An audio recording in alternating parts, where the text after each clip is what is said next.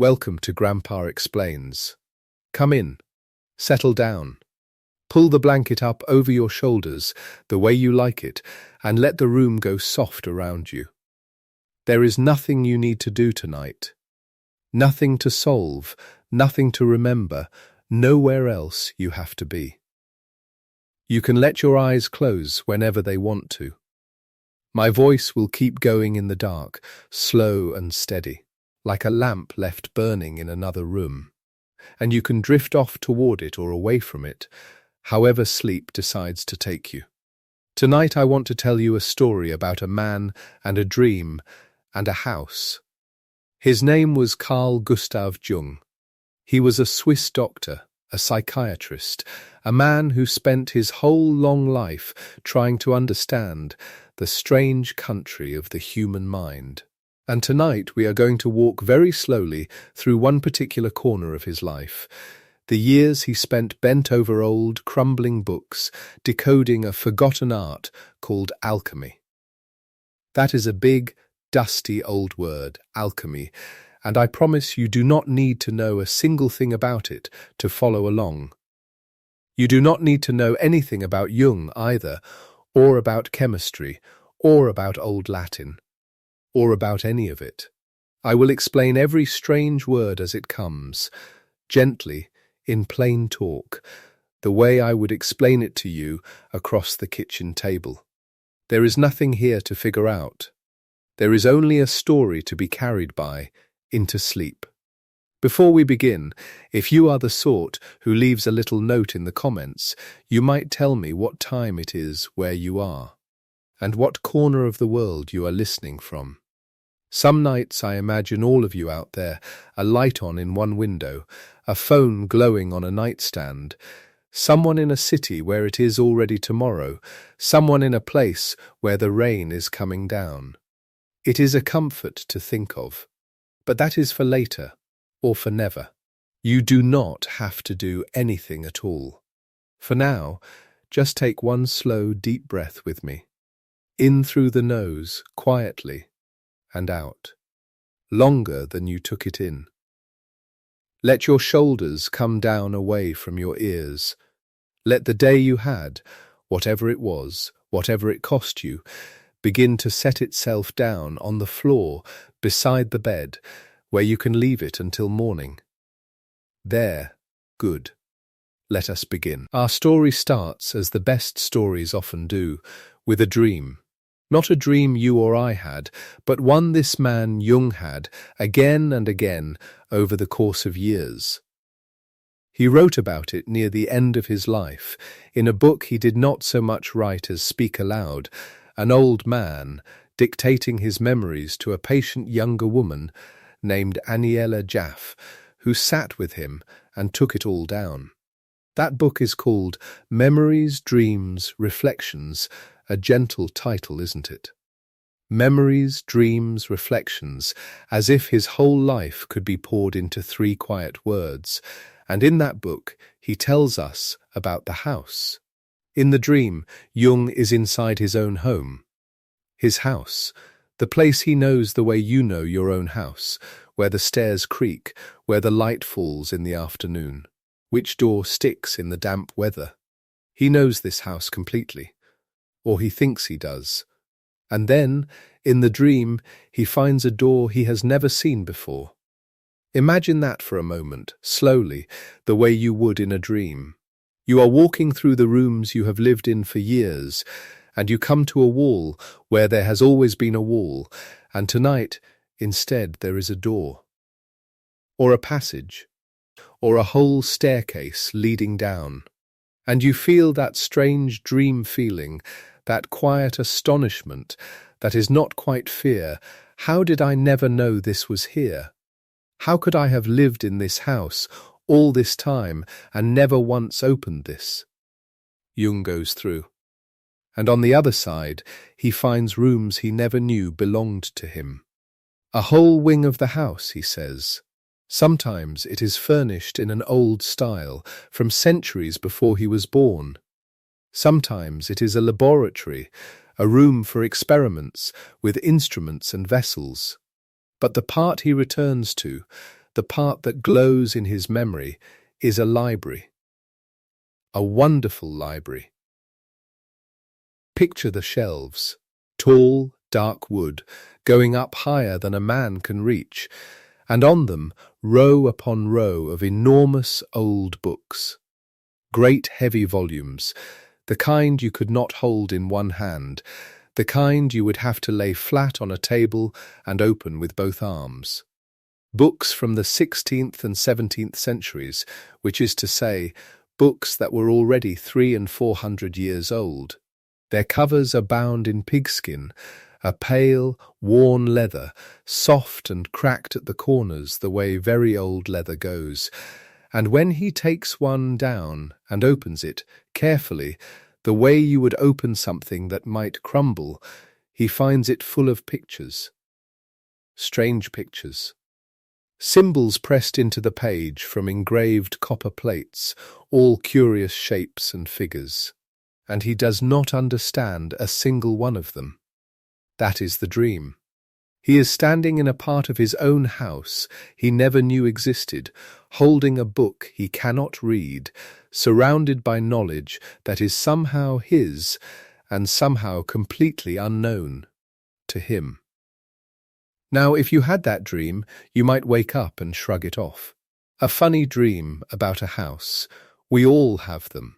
But Jung was a man who took dreams very seriously. It was, in a way, his whole life's work. He believed a dream was a kind of letter from a part of yourself you do not usually get to speak to, the part underneath. And this dream came back. It repeated, over years. The same discovery, the same hidden wing, the same library of books he could not decipher. And here is the thing I want you to hold on to, gently, as we drift on. Jung tells us that only later, much later, after a great deal of living, did he finally understand what the dream had been trying to say to him all along. The unknown wing of the house, he came to believe, was a part of himself, a whole region of his own mind that he had not yet entered. Rooms of his own soul he had walked past for years without ever noticing the door. And the books, those heavy pigskin-bound books full of symbols he could not read, those were real. They existed. They were waiting for him out in the waking world, in the dusty back corners of old bookshops and libraries. And when he finally found them, and finally understood what they were, he would recognize them. He had already seen them. In the dream. Those books were books of alchemy. But we are getting ahead of ourselves. That is the way of it. The dream shows you the ending before you have earned the beginning. Let us go back, and go slowly, because we have all night, and there is no hurry at all. Let me tell you a little about who this man was before the dream sent him down into the cellar of himself. Carl Gustav Jung was, by the middle of his life, a respected man, a serious man, a doctor with patience, a scholar with a reputation, a name that people in his field knew and spoke with weight. He had helped build a whole new way of understanding the mind, what would come to be called analytical psychology. He had ideas that were his own, ideas he had lived and suffered his way into. He spoke of the shadow, which is his word for all the parts of ourselves we would rather not look at, the anger and the fear and the pettiness we push down into the dark and pretend is not there. He spoke of the self, with a capital S, a special way, meaning not just your everyday I, the little voice that worries about tomorrow, but the whole of you, the deep true wholeness of a person, most of which you never meet. And he spoke of the collective unconscious, which is a grand phrase, I know, but hold still and I will unwrap it for you. He meant that underneath your own private memories, down beneath the basement of your personal mind, there is a deeper flaw still, a flaw you share with every other human being who has ever lived. a place where the oldest images and stories of humankind live on, the same in every land, in every century.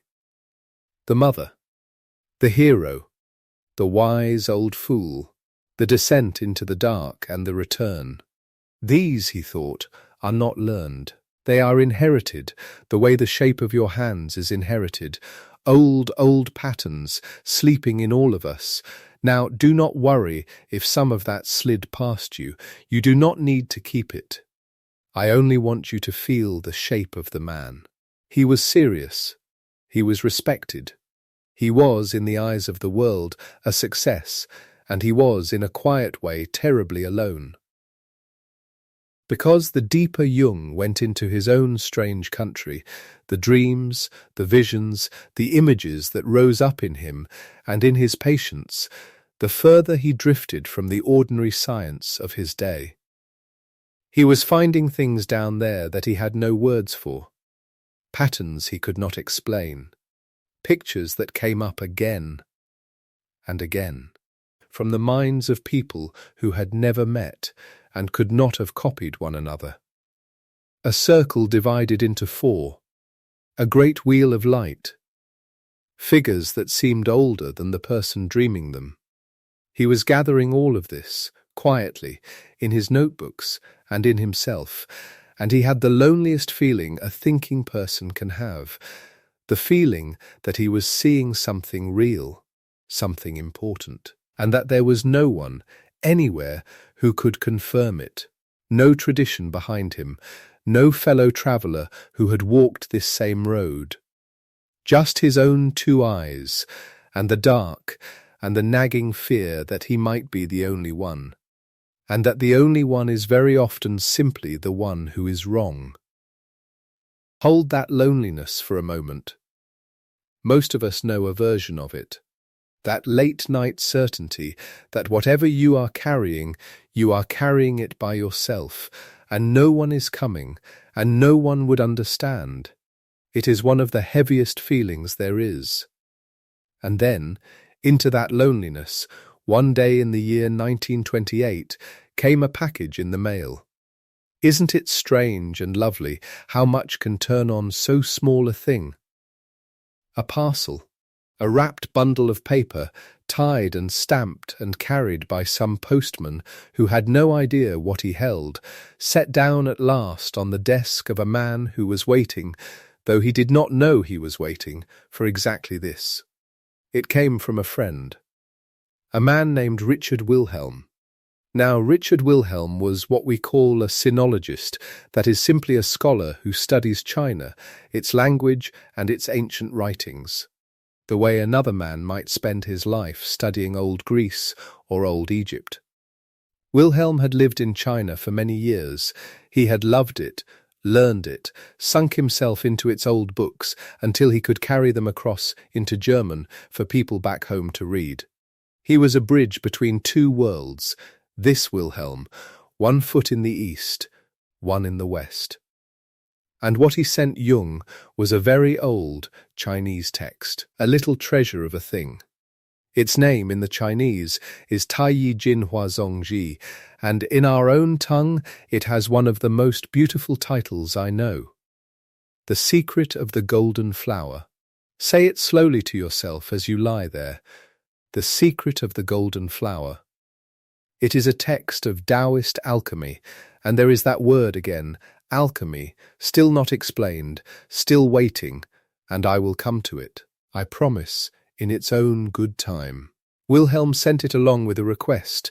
He asked his friend Jung, the psychologist, to write a commentary for it, a companion piece, to read this ancient, foreign, mystical text with the eyes of a modern doctor of the mind, and to say what he made of it. So Jung sat down and read. And as he read, something happened to him that he would remember for the rest of his days. He would speak of it later as the moment his long loneliness broke. Because in this text, this small, strange, ancient thing, written by people who lived on the far side of the earth, in a language he could not read, in a tradition utterly foreign to his own, separated from him by oceans and by centuries. In this text he found the very images he had been finding in himself. Do you understand what a thunderclap that must have been in the quiet of a study? He had been drawing up, out of his own depths and out of the dreams of his patients, pictures he thought no one else had ever seen. A circle, a centre, a turning wheel of light, moving round and round. A sense of something being slowly gathered and refined, brought toward a shining middle. He had thought these were his own private discoveries, or perhaps his own private madness. And here, in a Chinese book that was already old when his grandfather's grandfather was born, were the same images. The circulation of the light, the golden flower blooming at the centre, the same shapes his own soul had been making in the dark. He was not alone. That is what the package meant. That is why he never forgot it. Somewhere, in another age, in another world, other human beings had gone down into the same depths and come back carrying the same pictures. The road he thought only he had walked turned out to be an old road, a well-worn road, travelled by countless feet long before his own. His strange discoveries were not madness, and they were not his. They were human. They belonged to everyone. You can imagine, perhaps, the relief of it. If you have ever carried something alone for a long time, some grief, some odd thought, some way of seeing that you were sure no one else shared, and then one day, by accident, you met a stranger who carried the very same thing, and you looked at each other and something loosened in your chest.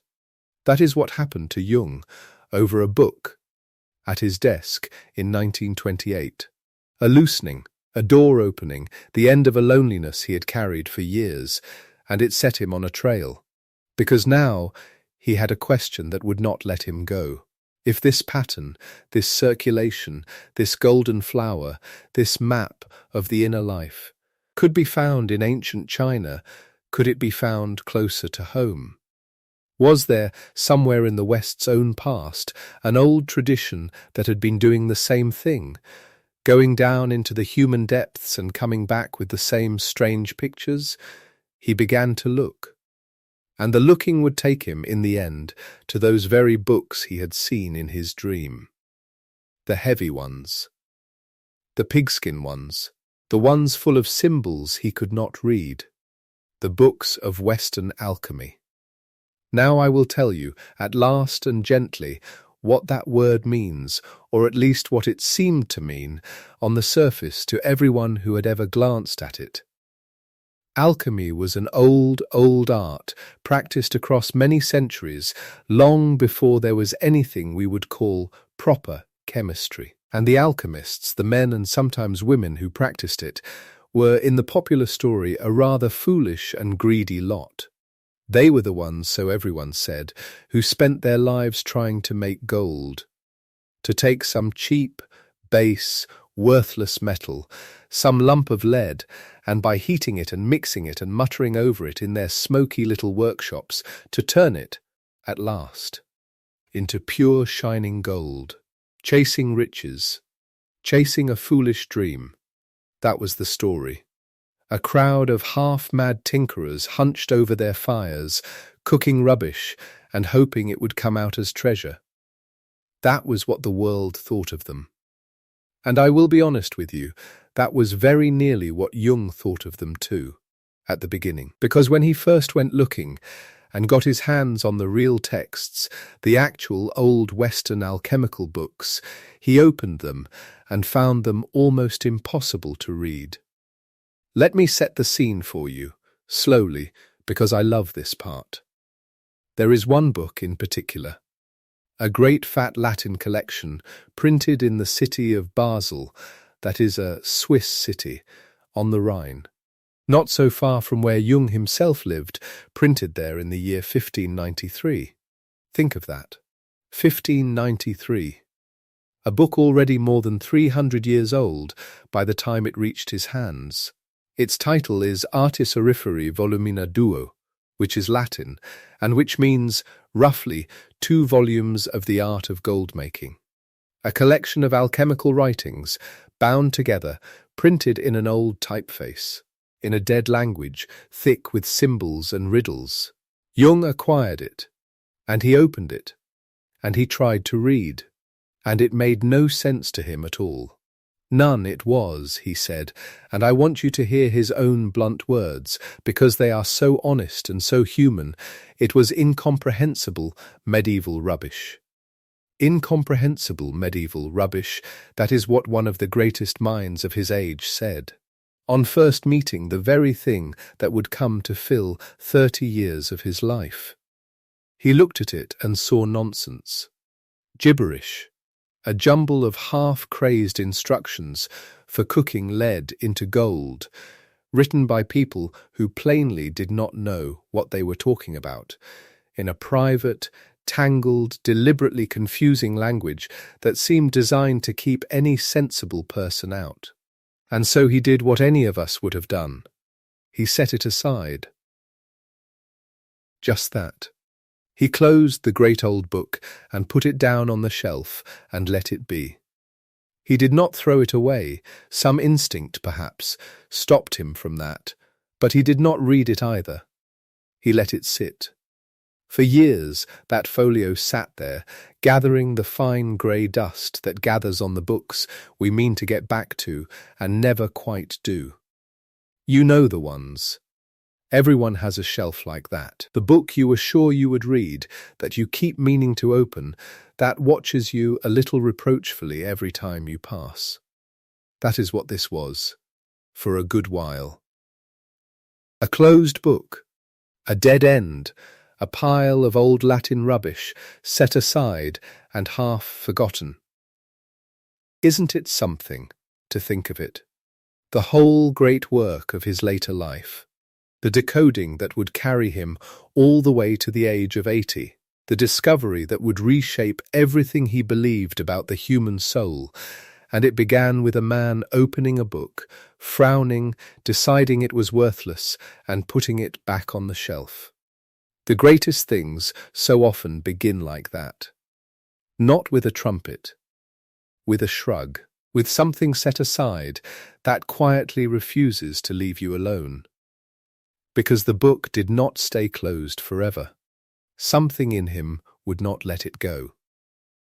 Somewhere underneath, in that unknown wing of the house, in the part of himself he had not yet entered, a voice was waiting. The dream had already told him. There is a room here you do not know. There are books here you cannot yet read, and they are yours. They have always been yours. You have only to learn the language. But that, the returning to the book, the slow patient breaking of its code, the 30 years of quiet work by lamplight, that is a story for a little further on. Let it wait. Let it sit, the way the book sat, gathering its dust, biding its time. Let us pause here for a moment, you and I. Take a slow, deep breath, in, gently, and out, slower still. Notice the quiet of the room around you, the weight of the blankets, the small warmth your own body has made in the bed. There is nothing to hold on to. If the names have already begun to slip away from you, the Latin, the dates, the title of the old book, let them slip. They do not matter. You do not have to carry any of it into the morning. And here, in the quiet, let me set one small thing beside you, the way you might set a glass of water on the nightstand, in case you want it. Quick reminder, after years of lying awake with a racing mind, deep sleep finally became possible. Now learning comes easier, energy is real, and the mind stays sharp. Sleeping like a baby changed everything. If you want the exact system that made this possible, check the link in the pinned comments. There, that is all. Nothing to do about it tonight, just a thought left on the nightstand for whenever you might want it. Take one more slow breath with me.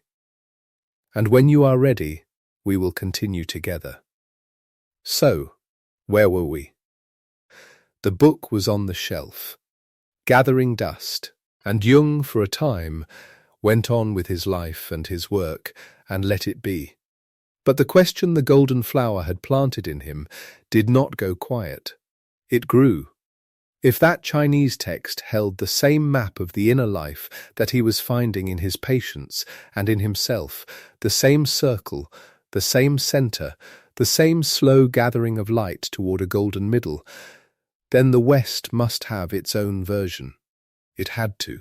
Somewhere in the tangled old history of Europe, there had to be a tradition that had gone down into the human depths and drawn back the same pictures.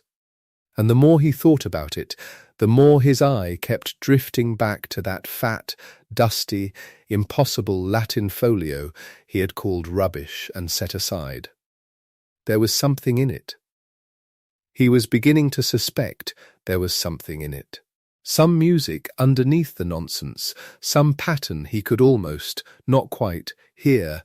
You have felt that, perhaps, the sense that a thing you dismissed too quickly is quietly calling you back. A person you misjudged. A place you passed through and cannot stop thinking of. A book you closed too soon. There is a particular pull to the thing we have set aside, and it grows stronger the longer we ignore it. Jung was beginning to feel that pull. The great pigskin books of the dream and the great Latin book on the shelf were becoming, in his mind, the same book, the same locked door, the same hidden wing. And here we arrive at the question that will carry us on into the rest of our story. The question I want you to fall asleep holding, lightly, the way you might hold a smooth stone in your palm until your hand goes loose and lets it fall. What was really behind that door? In the dream, he had stood in the unknown wing of his own house, holding a book of symbols he could not read. In waking life, he stood in his study, holding a book of Latin he had called incomprehensible rubbish. And underneath both, behind the dream door and beneath the dusty cover, something was waiting for him. Something about himself. Something about all of us. Because he would come to believe, in the end, that those muttering alchemists hunched over their fires. Cooking their lead and dreaming of gold, he would come to believe they were not really making gold at all. That the smoky workshops and the strange vessels and the endless riddles were the outward face of something else entirely.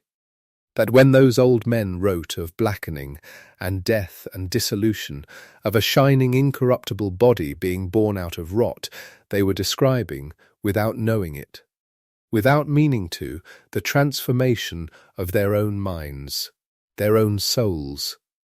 The very journey down into the dark and back that Jung himself had been making, alone, in the loneliest years of his life. They had been keeping him company across a distance of centuries, and they had not even known it. And he had not known it. Not yet, for now he only had the pull, and the closed book, and the memory of a dream about a door. But we will open that door together. Slowly, there is no need to rush at it tonight. We will learn, in time, how a serious and respected doctor came back to that dusty folio and began, patiently, like a man breaking a secret code with no key and no dictionary, to make sense of the nonsense, building up. Phrase by phrase, symbol by symbol, over years, a whole hidden language. We will learn what he found when the nonsense finally began to speak. We will learn what gold truly meant to him, for I will tell you now, softly, so it can wait for you further down the road, the gold was never a metal. It was never about riches at all. It was something far stranger and far closer to home. And we will learn how one man, alone with a lamp and a pile of mouldering old books, found in them, at last, a portrait of the human heart that no one had ever quite drawn before, and how it changed everything he thought he knew. But all of that is ahead of us, waiting patiently, the way the book waited on the shelf. For now it is enough to rest here, at the beginning, in the quiet. A man. A dream that came back and back. A hidden wing of his own house he never knew was there, a library of books he could not read, and a package in the mail in the year 1928 that broke a long loneliness and set him walking down a trail he would follow to the very end of his days. Let the images stay with you as you drift. The pale pigskin covers, soft and cracked at the corners, the tall dark shelves going up out of sight, the strange copper symbols pressed into old pages, the smell of dust and old leather in a quiet room, the door where there had never been a door before, and the question held loose in your open hand, what was really behind it. So, let us go a little further now. Let us walk, quietly, into the work itself. Picture him, if you will, on an ordinary morning, not a morning of revelation, not a morning of sudden light falling through a window at the perfect angle and illuminating everything. An ordinary morning, the way most important mornings are, with coffee going cold on the desk and pigeons somewhere outside, and the particular silence of a man who has decided, with some reluctance, to try again with something that previously defeated him. The folio is on the desk. The Artis Auriferae Volumina Duo, which means, more or less, the 2 volumes of the gold-making art, printed in Basel in the year 1593, more than 300 years before he sits down before it. The leather is pigskin, pale and worn, where many hands before his have touched the same corners. The type inside is dense and cramped, the Latin of another age, and the meaning, when he first tried to work through it, some years before, had dissolved immediately into something like fog. Medieval nonsense, he had called it. Incomprehensible, he had closed it and put it away, not without a small irritation at himself for having bought it. But now the package from Richard Wilhelm has arrived. The gift of that old Chinese text, The Secret of the Golden Flower, and the recognition that hit him reading it, his own patient's drawings, his own inner images, reflected back at him from a tradition he had never studied, from a continent he had never visited. The recognition that the patterns he had been following privately for years were not his alone, that they were old, that they were in some sense human, and so he returns to the Latin folios with different eyes. This time he does not try to read it straight through, the way you might read a novel, expecting the meaning to travel from page to page in an orderly line. He tries something different. He begins to keep notebooks. He reads a passage, a phrase, a line of dense alchemical Latin, and he copies it down. Then he reads further and finds a similar phrase appearing again, dressed in slightly different words, and he copies that down too. Then a third, then a fourth. He is doing what a cryptographer does, what a linguist does, when faced with an undeciphered script and no Rosetta Stone. He is building a concordance by hand, mapping recurrence, noting which symbols appear together, which words cluster around which images, which phrases seem to mean one thing in one context and something else, or something more, in another. Sonu Shamdasani, the scholar who has devoted much of his life to understanding how Jung worked, describes this method as essentially philological, the patient, painstaking method of the textual scholar, not the inspired leap of the mystic. And Deirdre Baer, who wrote a long and careful biography of Jung, notes the same thing: the notebooks, the indexes, the cross-referencing across dozens of treatises spanning hundreds of years. He compared it himself, Jung did, to learning an unknown language without a dictionary. You cannot look things up. You can only watch the words long enough, in enough different sentences, until the grammar of the thing begins to show through, the way a face will sometimes emerge from a complicated pattern if you look at it long enough and let your eyes soften. It takes years, not weeks, not months, years of this, years of mornings at the desk with the cold coffee and the cramped Latin, and the slow accumulation of notes that slowly begin to resolve into something. And what emerges, what begins to emerge, the way a photograph once emerged in a chemical bath, a pale outline darkening into faces and features and places, is a language. A private language, deliberately obscure, the alchemist's own carefully cultivated barrier against the uninitiated, yes, but beneath the obscurity, a consistent grammar.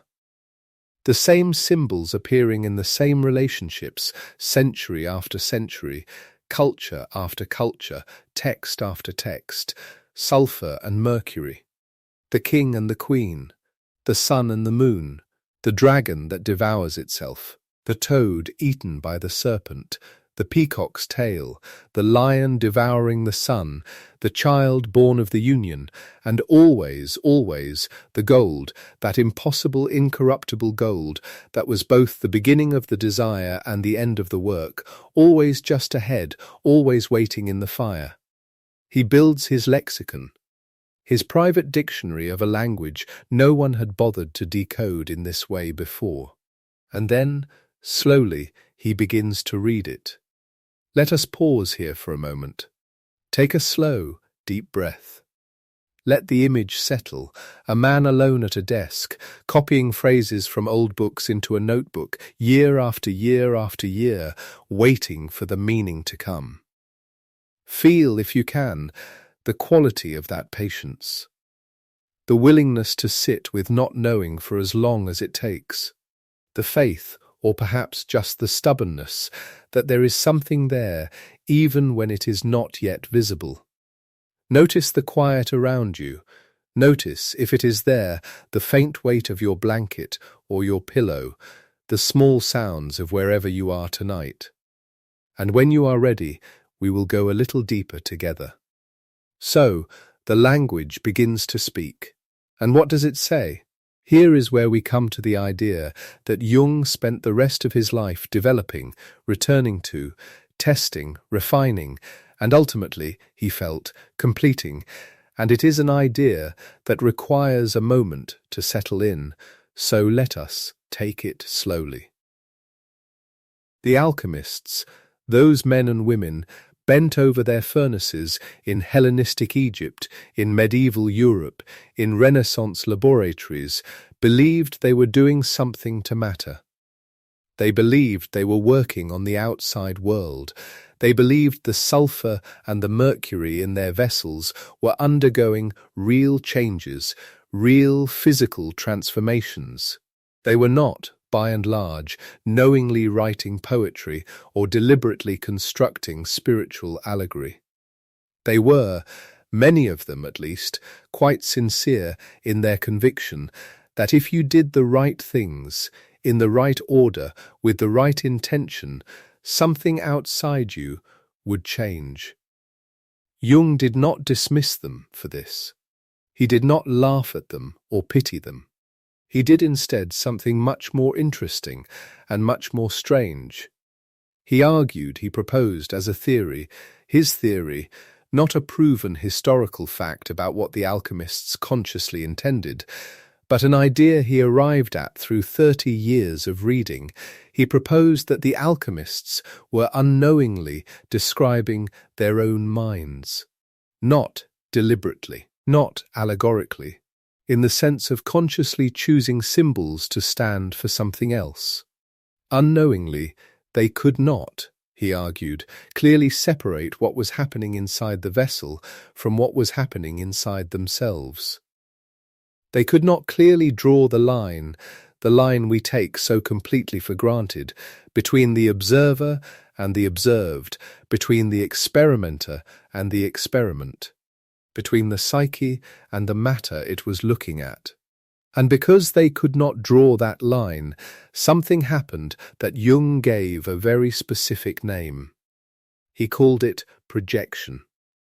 When you project something, in the psychological sense, you take an inner content, a feeling, a fear, a hope, an image that lives in your own mind, and you see it as if it were outside you. You see the quality in the other person, not in yourself. You feel the anger as coming from somewhere outside, not from within. You meet the dragon outside, in the landscape, because you cannot yet see it as your own. The alchemists, Jung argued, were projecting, in exactly this sense, the contents of their own unconscious minds into the substances in their vessels, into the sulfur, the mercury, the molten metal, the vapours rising in the alembic. What they described as happening in the retort, in their careful, vivid, often remarkable prose, was, he believed, a description, unconscious and therefore all the more faithful, of a psychic transformation, of something happening not to matter, but to the human being who was attending to it. And this is where the alchemist's own phrase is so perfectly apt that it stops you when you first meet it. The phrase is Latin, tam ethis quam physis. It means, roughly, as much morally, or inwardly, as physically. They themselves used this phrase to describe the work. They said the work was done tam ethis quam physis, as much inwardly as outwardly. They meant it, perhaps as a kind of qualification, a reminder not to neglect the practitioner's own spiritual state while pursuing the physical work. But Jung read it as evidence that they already half knew, that somewhere, beneath the explicit intention, they already felt the ambiguity, that the line between what was happening in the flask and what was happening in the soul was, for them, genuinely blurred, and so their texts became, in his reading, something extraordinary. A vast, unintentional, centuries-long record of what the human unconscious looks like when it is trying to transform itself. Not what someone theorized it would look like, not what a doctor decided to categorize it as, what it actually drew for itself when it thought no one was watching, when it thought it was just making gold. Take a slow breath. This is the heart of the idea. Let it rest there. So what did the unconscious draw? This is where we come to the beginning of the work. And the alchemists were very clear about where the beginning was. It began in the ugliest possible place. They called it the prima materia, the first matter, the raw material from which the whole work proceeds. And what they said about the prima materia is remarkable. They said it was base, despised, dirty, thrown away. They said it was found in filth, in dung heaps, in the most rejected and overlooked places. They called it, and this is a real phrase from the texts, not an invention, the massa confusa, the confused mass, the chaotic heap. They said, in one formulation that seems almost deliberately paradoxical, that it was found thrown in the street, that the very substance from which the gold was eventually made was available to everyone, everywhere, overlooked precisely because it was everywhere, because no one thought to look at what they were already stepping over. Jung read this as a precise description of the raw material of psychological transformation. The prima materia of the inner work is not the good parts of yourself. It is not the parts you are already proud of, the qualities you have already developed, the face you already present to the world. The prima materia, the beginning of the work, is the mass confusa, the confusion. the shadow, the rejected, overlooked, stepped on parts of the personality. The things you do not want to look at because they are embarrassing or frightening or simply too messy. The things you would rather not claim. He argued throughout his psychology that this was where transformation always began. Not in the already refined, in the despised, in the thing thrown in the street. And what do you do with it once you have acknowledged it? Once you have, so to speak, stopped walking past it? The alchemists had a phrase for that too. Solve et coagula. Dissolve and reform. Dissolve the old structure. Break it down. And then, not immediately, not quickly, reform it at a higher level. This was, for the alchemists, both a literal chemical instruction and a spiritual one. You cannot skip the dissolving. You cannot go from the raw material to the gold without the dissolution in between. You cannot make the new form without first dismantling the old one. Jung read this as the rhythm of psychological transformation, the rhythm he had seen again and again in the people who came to him and in himself. You do not become more whole by simply adding to yourself, by accumulating virtues and achievements and new skills. You become more whole by going through something that breaks the old container. The depression, the crisis, the loss, the confrontation with something you had refused to see. Solve, and then, slowly, on the other side, the reforming. Coagula, the motto was, he thought, perfectly chosen. Dissolve and reform, not dissolve and stay dissolved, not dissolve and pretend the dissolving never happened. Dissolve, and then, on the other side of the dissolving, something new. He had lived through his own version of it. Years earlier, after the break with Freud, alone, the years he later spoke of as the most difficult of his life. The confrontation with his own interior that he recorded in what he called the Red Book, the Liber Novus, which was not published until 2009, decades after his death. Because he kept it private, a book for himself alone, written and illuminated by hand, containing the images and the dialogues that he could not, at the time, make sense of.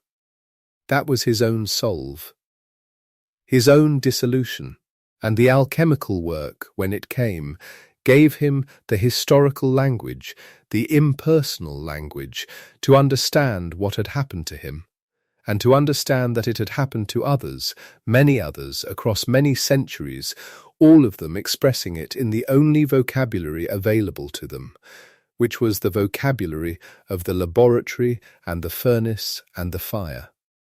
Let us pause here. Take a slow breath. Feel, if you like, the weight of that word dissolve, not as a frightening word, as an honest one, as the word for something that, when it comes, always feels like loss and sometimes turns out to be the beginning of something you could not have reached any other way. Breathe in. Let the breath go slowly. And when you are ready, let us continue. The alchemists gave names to the stages. They had different schemes, different numbers, different orders. The tradition was never tidy or uniform, but out of the diversity, Jung identified a recurring sequence that he returned to again and again in his reading. 4 stages in their most common telling. 4 colours, each marking a phase of the work. The first was the nigredo. The word means blackening. And this is how the work began, with black. The prima materia, placed in the vessel, subjected to heat, first darkened, turned black. The alchemists described this blackening in terms that were almost catastrophic. Putrefaction, they called it. Mortification, death, the decaying body, the rotting flesh, the skull. They used the image of the raven, black on black, sitting on the white skull. They spoke of the death of the king, the descent into the earth, the disappearance of everything recognizable. Jung read the nigredo as the descent into the unconscious, the confrontation with the shadow, with the rejected contents, with the confusion and the darkness of what we have refused to look at. He identified it with what mystics had called the dark night of the soul. That period in a life, in a therapy, in a crisis, when everything that was familiar and structured has dissolved, when the old meanings no longer hold, when the person sitting in the chair across from him looked as if all the light had gone out of something. He did not think this was a mistake. He did not think it meant the work had failed. He thought it meant the work had begun. The blackening is the beginning. The putrefaction is necessary. You cannot dissolve the prima materia. You cannot begin the solve without the darkening that comes first.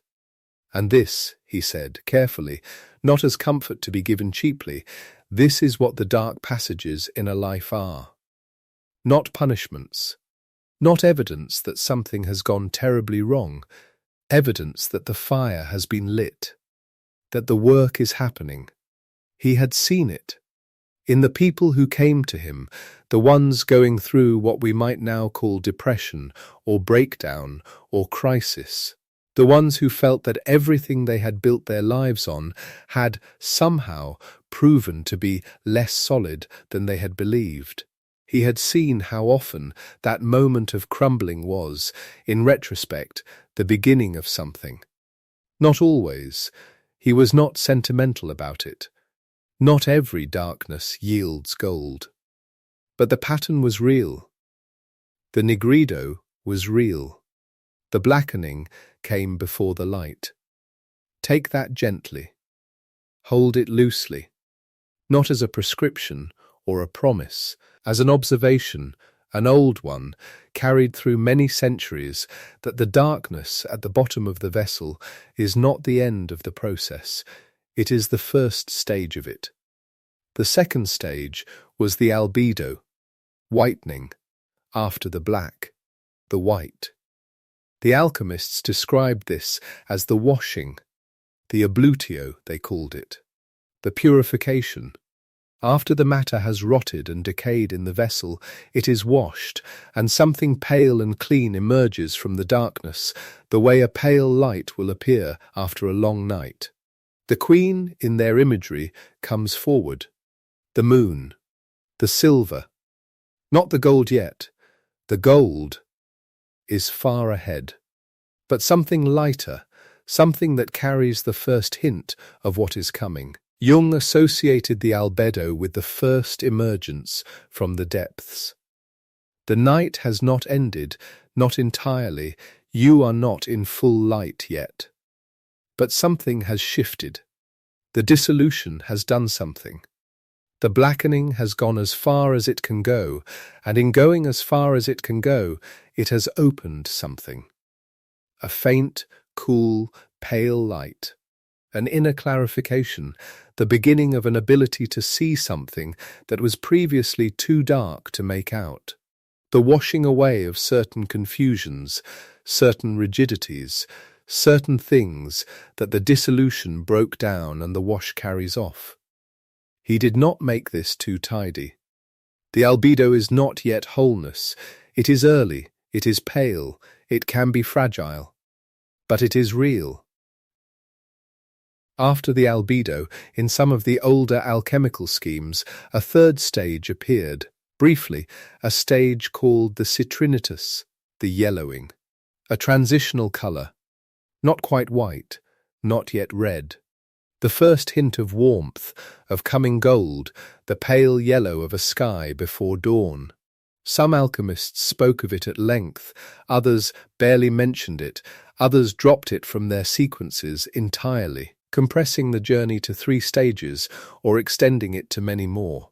Jung noted it, included it, but spent less time with it than with the stages that bracketed it on either side.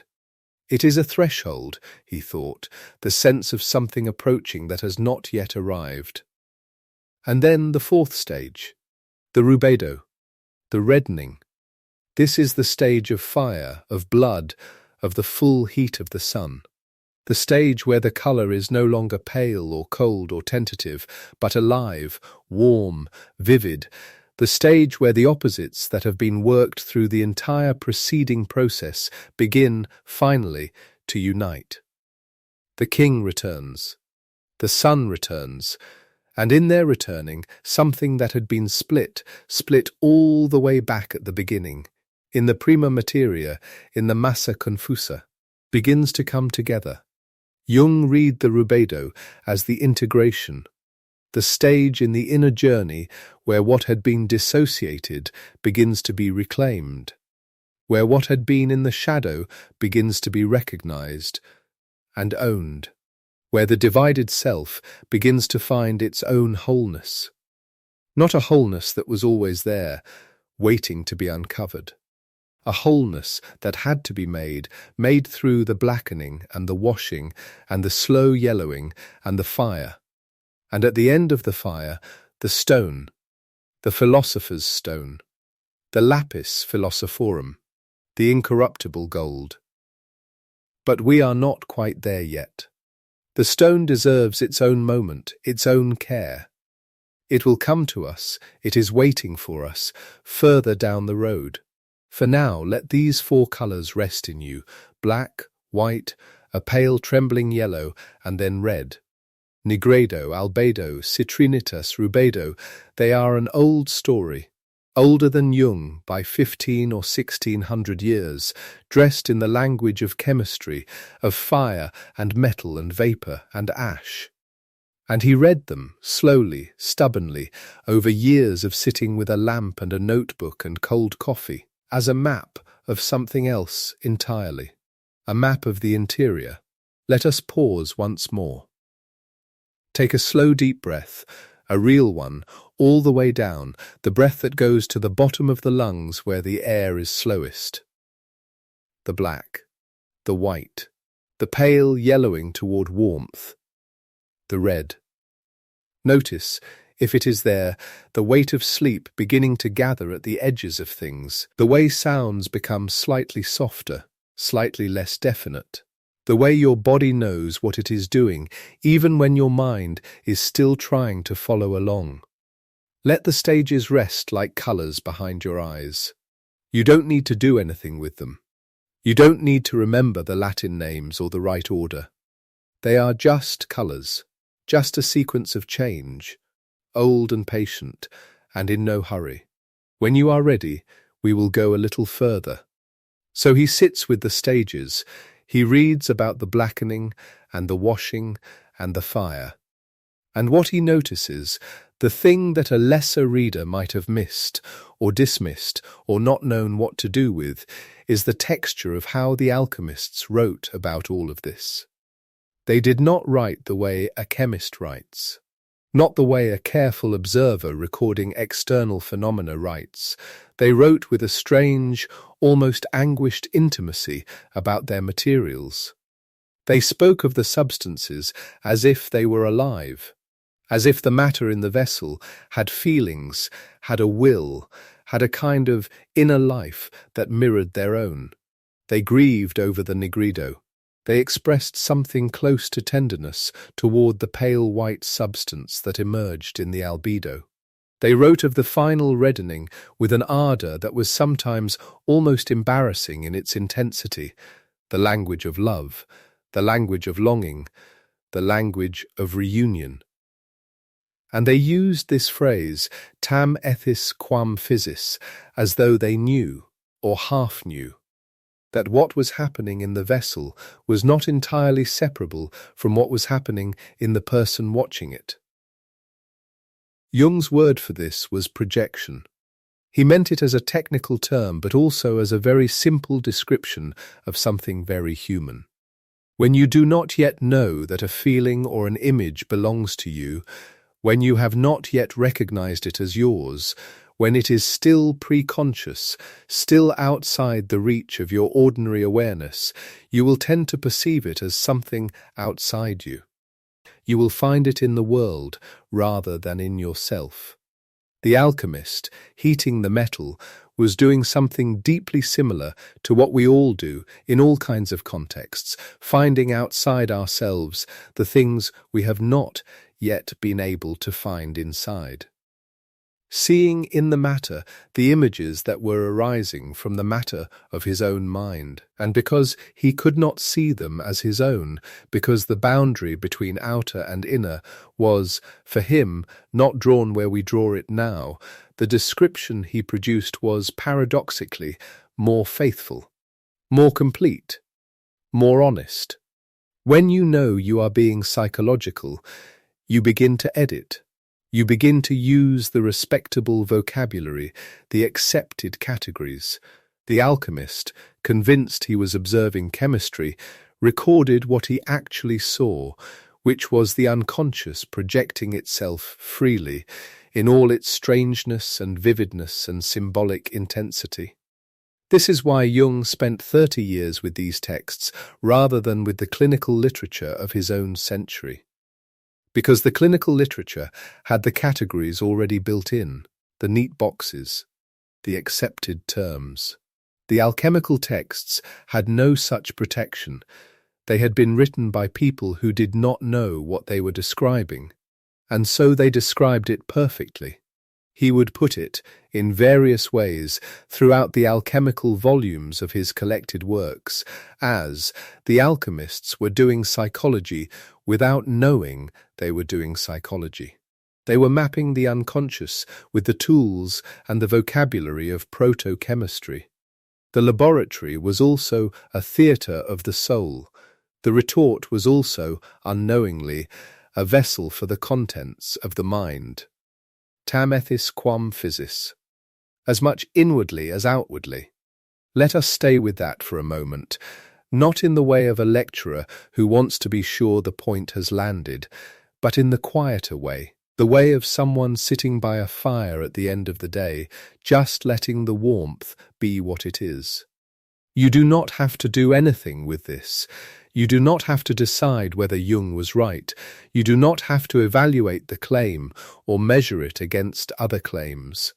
You are allowed tonight to simply let it be an image. A man reading very old books, finding in them, to his astonishment, the shape of the mind looking back at him from the page. Take a slow breath. And notice if it feels true in any small way, even loosely, even just as a felt sense rather than a conviction, that the things we most urgently, most irresistibly attend to in the world around us are sometimes the things we have not yet found the words for inside us, that the images that arrest us unexpectedly in old books or in dreams or in the strange associations that arise in the quiet before sleep, these are not random. They are, perhaps, the prima materia, the raw material, the massa confusa, found, as the alchemists said, in the most overlooked and ordinary places, thrown in the street, right underfoot. We will continue in a moment, and so we come back to the 4 stages, but from a different angle now. Not as colours, not as a sequence of names to memorize, but as a rhythm. The rhythm that Jung had identified through all his reading as the rhythm of the inner work itself. You begin in confusion, you begin in the ugly and the unresolved and the not yet known. The prima materia. Something happens, a crisis, a loss, a dream, a confrontation with a part of yourself you had been avoiding for a long time, and the old structure begins to dissolve. Solve, this is the nigredo. This is the blackening. And it is uncomfortable. It is, sometimes, very uncomfortable. Jung did not pretend otherwise. He did not offer the alchemical map as a soothing story about how darkness is secretly fine. He offered it as an honest description, as the recognition that the blackening is real, that the dissolution is real, and that both are part of a process, not the end of one. Then, very slowly, something washes clear. The albedo begins. not all at once. Bit by bit, the way a morning comes, not with a single decisive moment, but with a gradual lightening of the dark, a slow return of the capacity to see. The citrinitas, if it comes, is the moment you begin to feel the warmth of what might be approaching, before you can yet name it or trust it. And then the rubedo, the integration, the fire, the coming together of what had been apart. Coagula, ray form. And this, he argued, is not something that happens once, in a single dramatic episode, and then it is done, and you are transformed, and you never go back to the beginning. He was careful about this. He did not describe individuation, his word for the whole lifelong process of becoming more fully oneself, as a destination you arrive at. He described it as a process, a rhythm, a cycle that deepens and repeats over a lifetime. The solve and the coagula, the dissolving and the reforming, the black and the white and the red, the prima materia appearing again in a new form at a new level, asking to be looked at again. The work was never finished. Not until the very end. He knew that personally. The man who was translating the Red Book into Latin at his desk at Schnacht was the same man who had lived through his own Nigredo decades before and spent the intervening years trying to understand it. The man who finished the Mysterium Conjunctionis at 80 was the man who had received the package from Richard Wilhelm at 53 and begun, with a mixture of excitement and wariness, to read the Latin folios he had once set aside. The work went on. It deepened. It did not finish. And the alchemists, reading their own texts, would have recognized this. The great work, they said, was opus, the work, not the achievement, not the result, the work. Let that be enough for tonight, for this part of the night. The work is the work. The black is where it begins, and it begins there not because something is wrong, but because that is where it begins. In the mess, in the confusion, in the rejected and overlooked. The prima materia, right there, thrown in the street. Let us pause here. Take one more slow, soft breath. The kind that does not ask anything of you, the kind that happens by itself if you let it. Feel the places where your body is in contact with the surface beneath you. The back of your head, your shoulders, your hands, the ordinary weight of the body which carries you through all of this without complaint. Notice the quiet. The black was where it started, and somewhere on the other side of the black there was something pale and cool and clean that the alchemists called the white, and after the white, slowly, the dawning of warmth. And after that, the fire. But there are other things still ahead of us tonight, other images waiting in the library of that unknown wing. Things that surprised even Jung, images so old and so strange that when he first encountered them, he could only stare and copy them into his notebooks and wait for the grammar to arrive. One of them is an image of a king and a queen, nude, descending together into a bath. What that image meant to him, and why it matters, is something we will reach together, a little further down the road. For now, rest.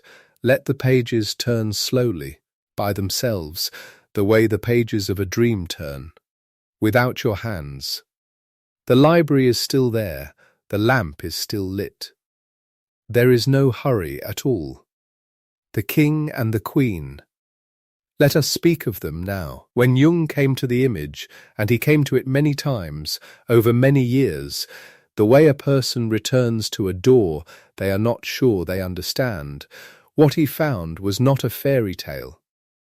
Or rather, it was a fairy tale the way all fairy tales are. A fossil of something very old, preserved in story, because story was the only container strong enough to hold it. The alchemists had a name for the central event of their work. They called it the conjunctio, The word is Latin, and it means simply a joining, a conjunction, the coming together of two things that have been, until this moment, apart.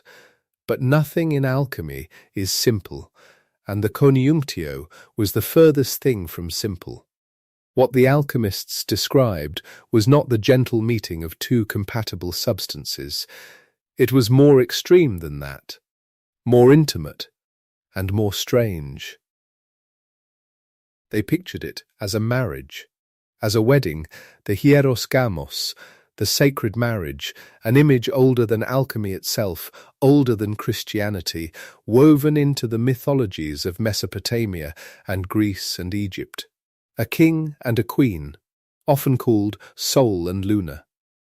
The sun and the moon, sulphur and mercury. Sometimes they called them the red king and the white queen, the fixed and the volatile, the fire and the water. And in the alchemical illustrations, in the hand-coloured woodcuts and engravings that fill the old Latin volumes, they are depicted in a way that is startling if you come upon them unprepared. They are undressed. They step together into a bath, or a pool, or a vessel that is also somehow both a bed and a tomb. They meet, they embrace, they sink together. And then, this is the part that the alchemists rendered with enormous care. In multiple illustrated stages, they die. Together, in one body. The two become one, and the one is dead. The alchemists had a word for this stage too. They called it the putrefactio, the rot, the decomposition that follows the union, and they understood from long experience at the furnace that this was not a failure. It was not a sign that something had gone wrong. It was necessary. It was part of what they were trying to do. Because out of the putrefied union, they believed something new would be born. The dead king and the dead queen, dissolved together, would give rise to a single new being, sometimes drawn as a hermaphrodite, a figure both male and female, holding the sun in one hand and the moon in the other, standing on the moon, crowned with stars. The alchemists called this new thing the filius philosophorum, the son of the philosophers, the child of the union. And then, eventually, the lapis, the stone. Jung sat with these images for a long time. He collected them. He copied them into his notebooks.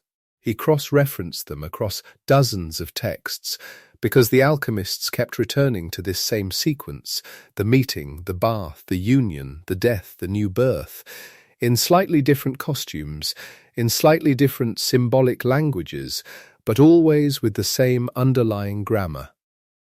And what he came to believe was this: the king and the queen are not two people. They are not two substances.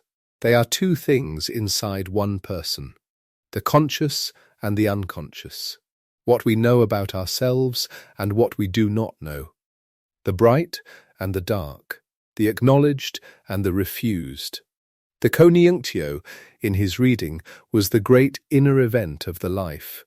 The moment, if it ever comes, when the thing you have never fully faced, the thing in the shadow, the thing in the unknown wing, is not expelled but received, not conquered but married. When the two that have been at war inside you agree, at last, to descend together into the bath. And like the alchemical king and queen, this does not happen pleasantly. The union comes first as a dissolution. Something has to die in the transition. The old structure, the old certainty, the old way of being organized around the parts you knew and the denial of the parts you did not. That structure has to come apart before a new one can form. Solve et coagula, the alchemists said. Dissolve and reform. But they understood that the dissolving comes before the forming. You cannot skip it. This was, for Jung, not a metaphor.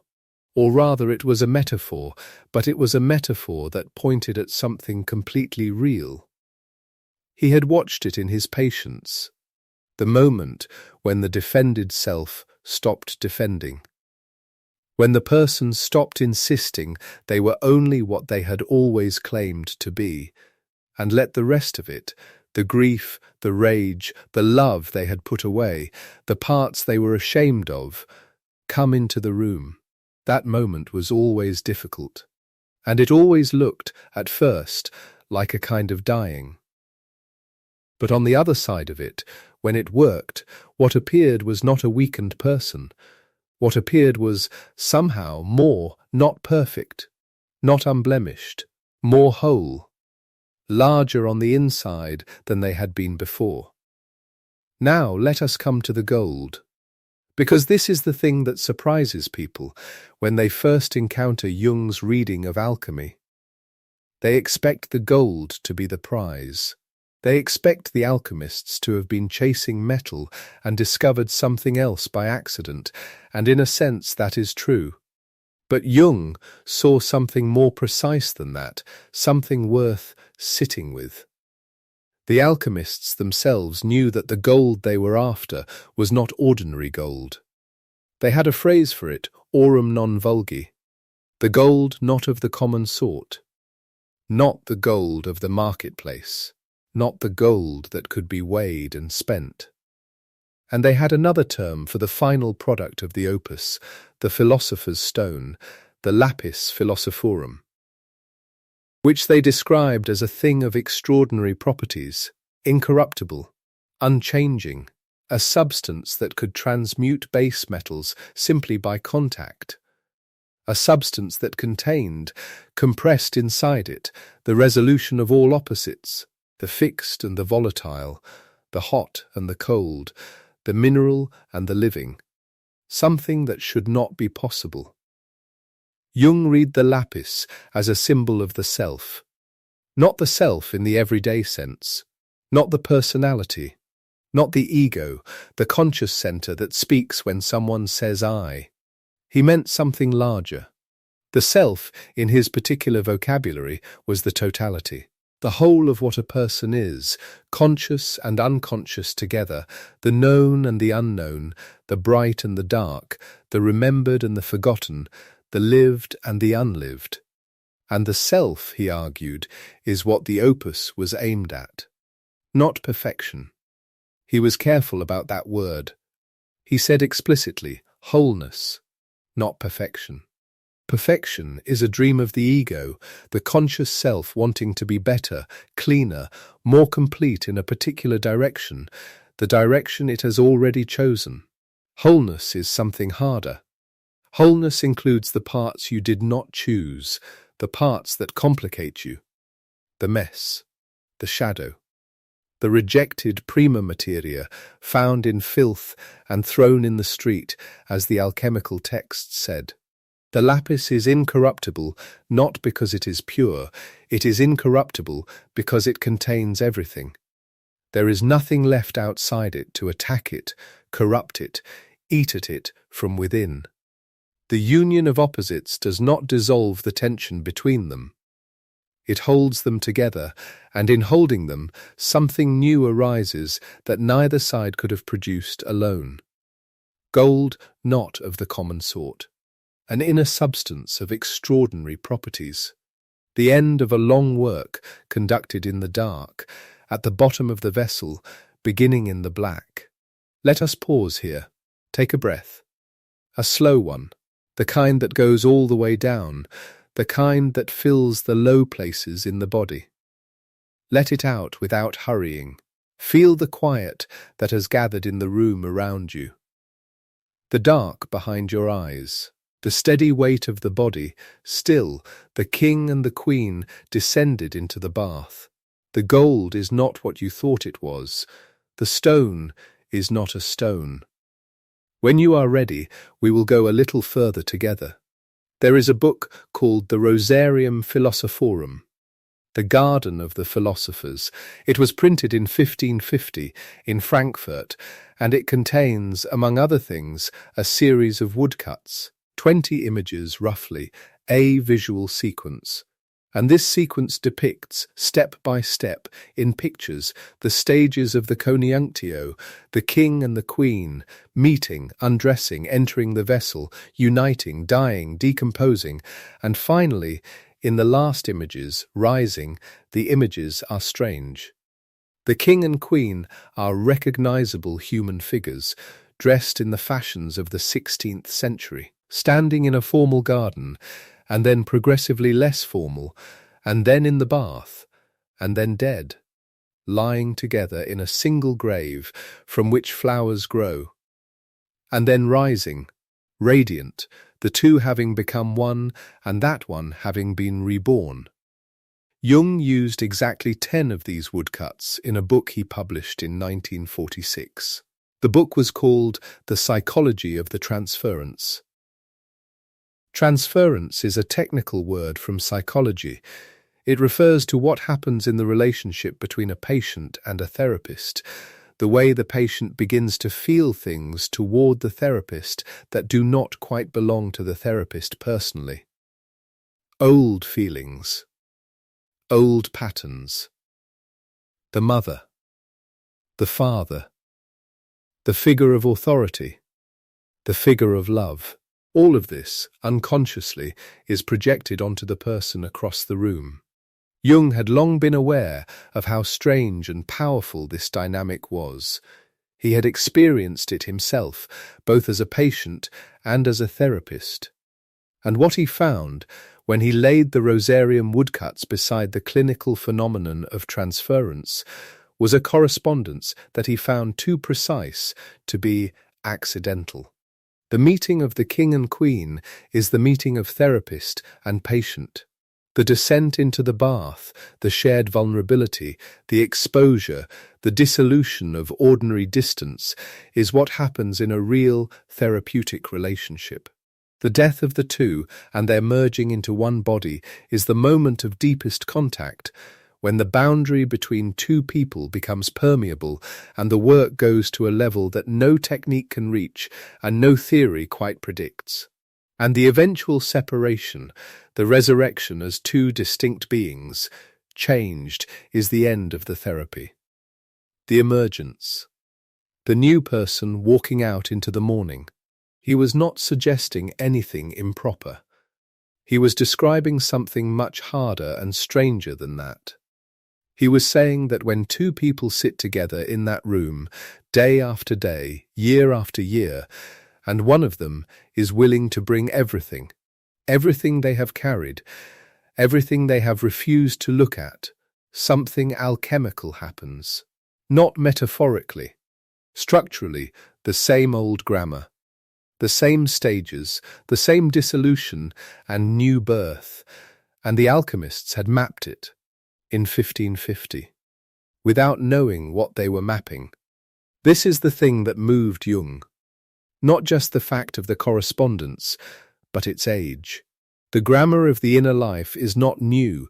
It has been visible in images for centuries, hidden in plain sight, in libraries full of books that seem to be about something else entirely. About metals, about furnaces, about the tedious and often futile effort to change one substance into another, when it was always, underneath, about this. Now, let us speak of the most elusive figure in the whole alchemical story. The one Jung called the duplex, the double, the one who is not one thing. The alchemists called him Mercurius. Quicksilver, Mercury, we still know the name. We call the planet Mercury. We called the liquid metal mercury, before we knew it was poisonous, the shining stuff that rolls like a thought, that takes the shape of every container and then, when the container is gone, pulls itself back together into a sphere by pure inattention. But the alchemical Mercurius was more than a metal, far more. He was also the spirit of the work, the volatile principle. The thing that moved and changed and refused to stay fixed, that slipped through every attempt to pin it down. He was a god, identified with Hermes, the messenger, the guide of souls, the trickster who moves between the world of the living and the world of the dead. He was a planet, he was a colour, he was the beginning of the work and its end. He was the prima materia, the raw, chaotic starting substance, and he was also the lapis, the completed stone. The alchemists wrote about Mercurius in language that is deliberately paradoxical. He is old and he is young. He is male and he is female. He is the friend of the work and its enemy. He helps you and he deceives you. He is poison and he is medicine. He destroys what is impure and he transforms what is destroyed.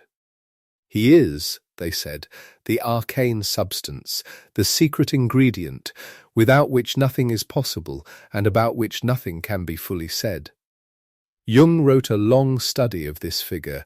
He called it the spirit Mercurius. And in it he argued that Mercurius is the alchemical name for the unconscious itself. Because the unconscious is exactly this. It is not one thing. It does not have a single face. It helps you and it disturbs you. It presents itself in dreams as a guide and in other dreams as a monster, and it is the same unconscious in both cases. It heals when you go toward it, and it sickens you when you refuse.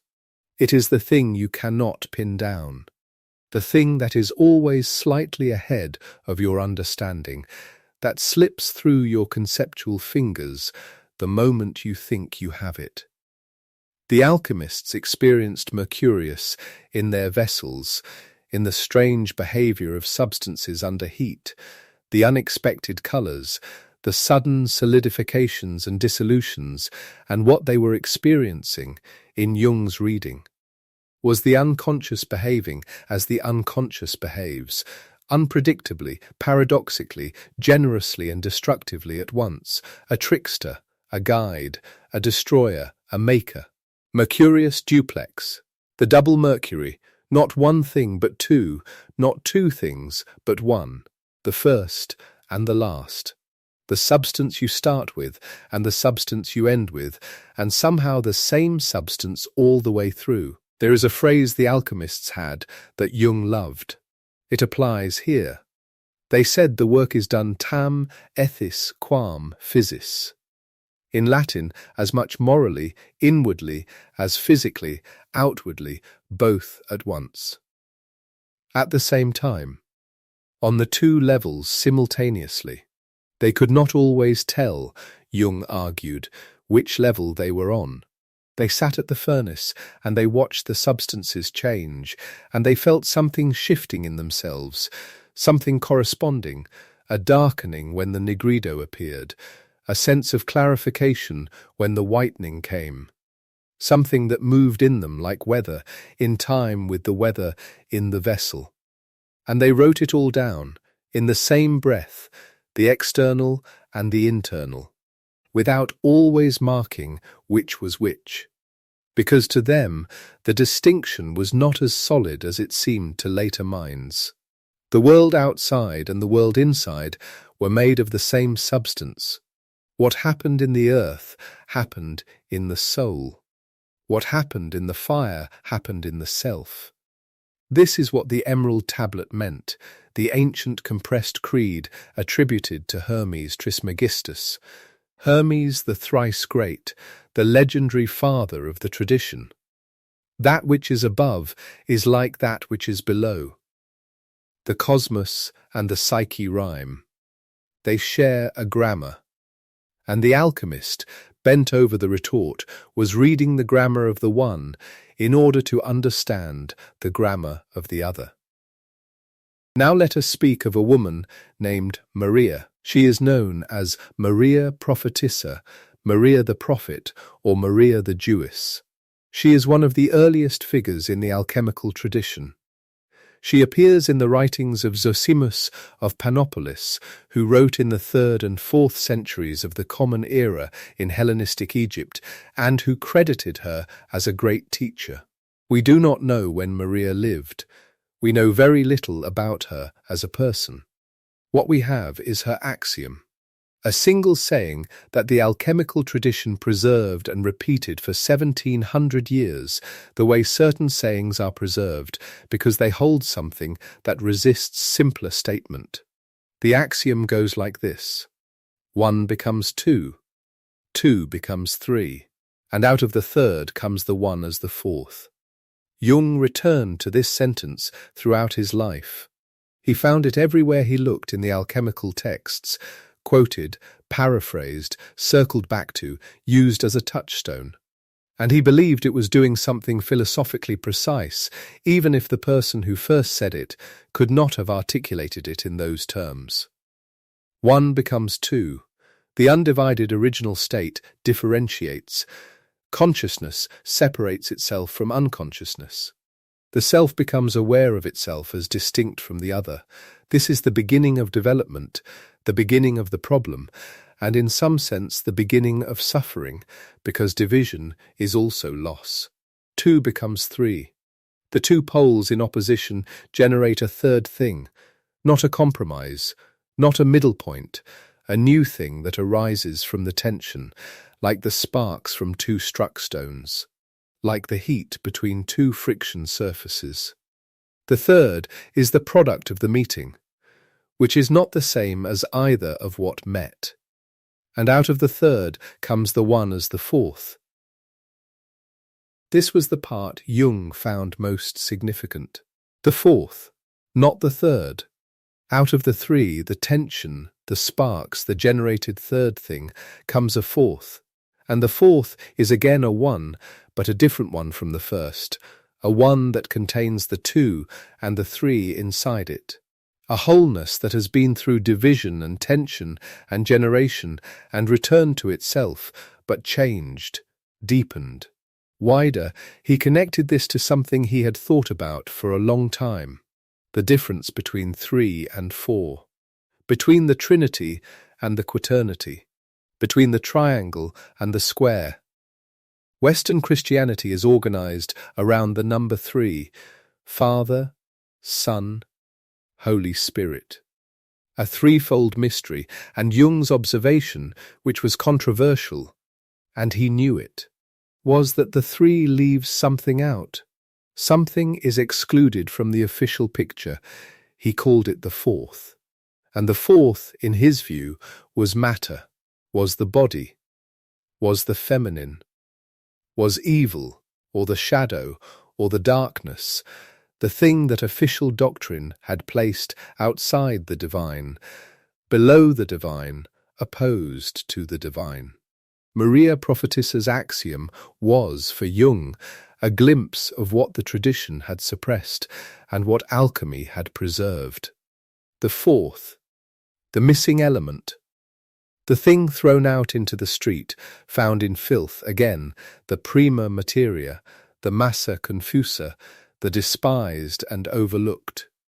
It is always the fourth. It is always the thing that was left out.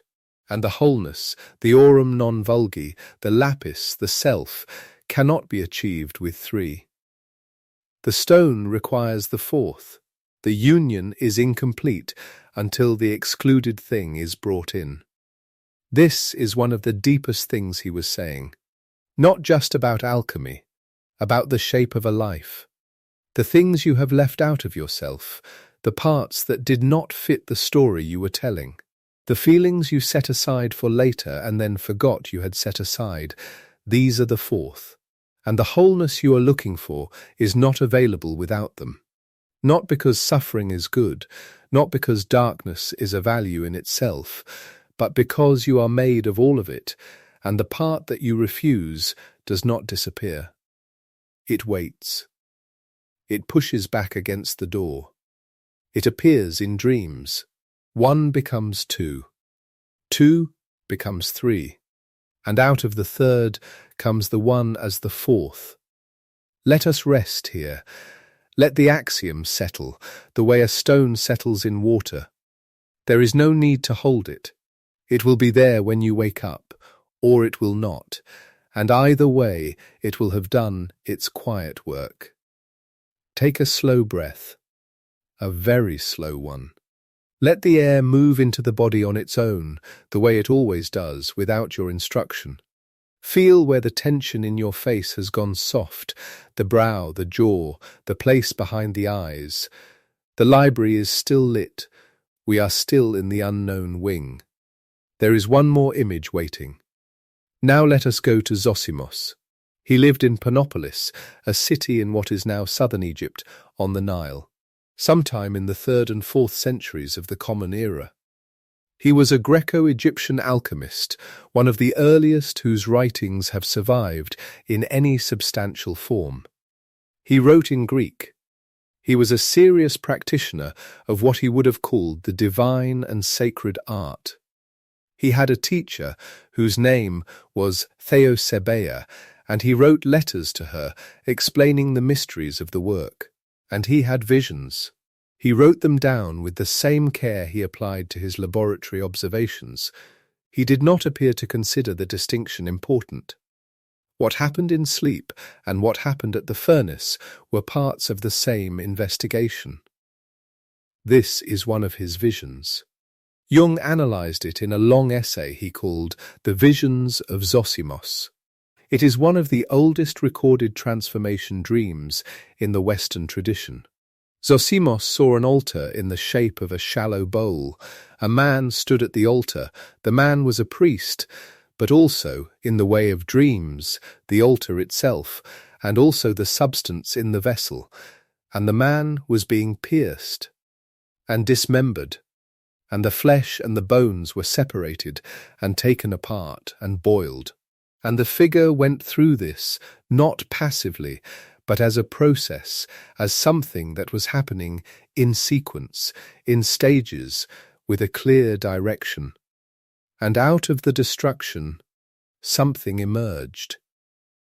Not the same man, a transformed being, a spirit, a presence of light, where the body had been.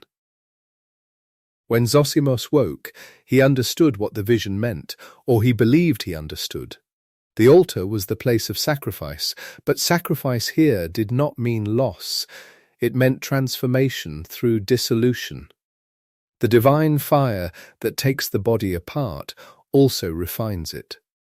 The dismemberment is the precondition of the new form. The boiling is the cooking, the processing, the stage through which the substance must pass before it can become what it is capable of becoming. Jung looked at this vision and saw something extraordinary. He saw a dream that is essentially the same as the alchemical opus, the same sequence of blackening, dissolution, purification, emergence, but Zosimos was not narrating a laboratory procedure. He was narrating a vision, a dream, an image that arose spontaneously from somewhere inside him. And the image he dreamed in Panopolis in the 3rd or 4th century was the same image that Europeans would be drawing in woodcuts 1,200 years later. The same grammar, the same stages, the same priest who is also the substance, who is also the altar, who is taken apart and remade. This was evidence for Jung that the pattern was not invented by any tradition. It was not a doctrine handed down from teacher to student. It arose. It arose spontaneously in the dreams of people who sat with the question long enough, who attended to the work seriously enough, who allowed the fire, the interior fire, the one that is also the exterior fire, to do what fire does. Because that is what fire does. It does not preserve, it transforms.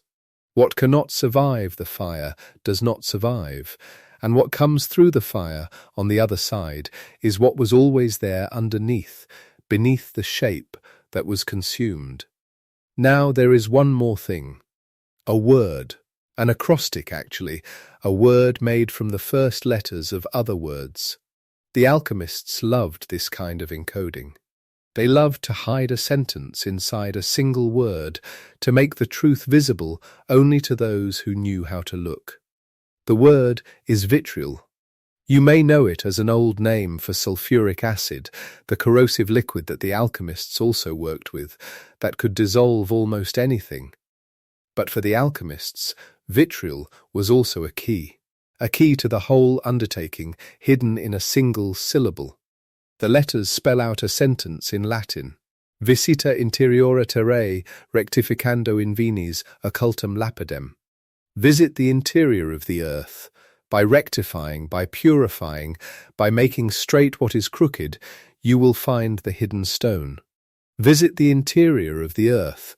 Go inside, go down, go to the lowest, darkest, most compressed place. Not the heights, not the light, the interior, the underground. The place that is not visible from the surface, the place that the surface world gives no indication of. And there, by rectifying, by going through the work of transformation, you will find the hidden stone, the lapis, the incorruptible, the shining, the thing that cannot be bought or sold, the gold not of the common sort.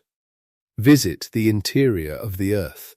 Jung spent 30 years following this instruction. Not metaphorically, or rather, not only metaphorically. He went inside, he went to the dreams, to the visions, to the images that arose when the ordinary lights of the day were off and something else was able to speak.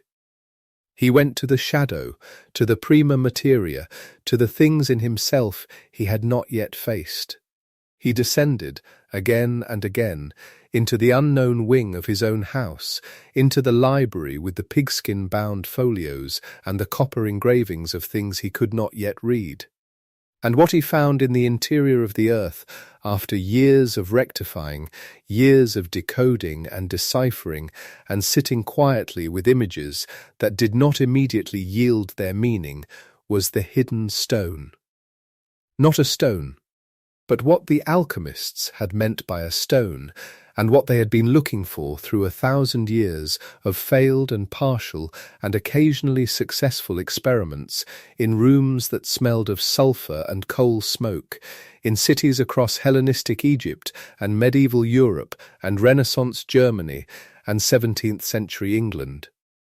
The wholeness that is not perfection. The gold that is not metal. The self that is not the ego. The one that comes forth, containing the three, wider than any of the stories you had previously told about yourself. Let us pause here, in this underground place. This is where the stone is hidden. Not somewhere else. Not above. Here. Take a slow breath. Notice the dark behind your eyes, and how the dark is not frightening here, in this particular darkness. This one you have quietly entered by lying still and letting the light go out. The stone is in the earth. The earth is in you. Visita interiora terrae. You do not have to go anywhere to find it. Feel the slowness of your own breathing, the body settling. The thoughts, if there are any, moving slowly now, with more space between them, with less urgency. The king and the queen descended together into the bath. Mercurius moved through the vessel like a spirit through water, never fully captured, never fully absent. Maria's axiom floated up out of 1700 years and said, 1 becomes 2, 2 becomes 3. And out of the third comes the one as the fourth. Zosimos dreamed of a priest taken apart by fire and put back together as light, and inside a single word the alchemists hid the whole instruction for the search: go inside, purify, find what is hidden. All of this was in the library behind the door in the unknown wing. All of it was waiting for Jung when he finally opened the books he had first found incomprehensible, when he finally learned enough of the grammar to begin reading.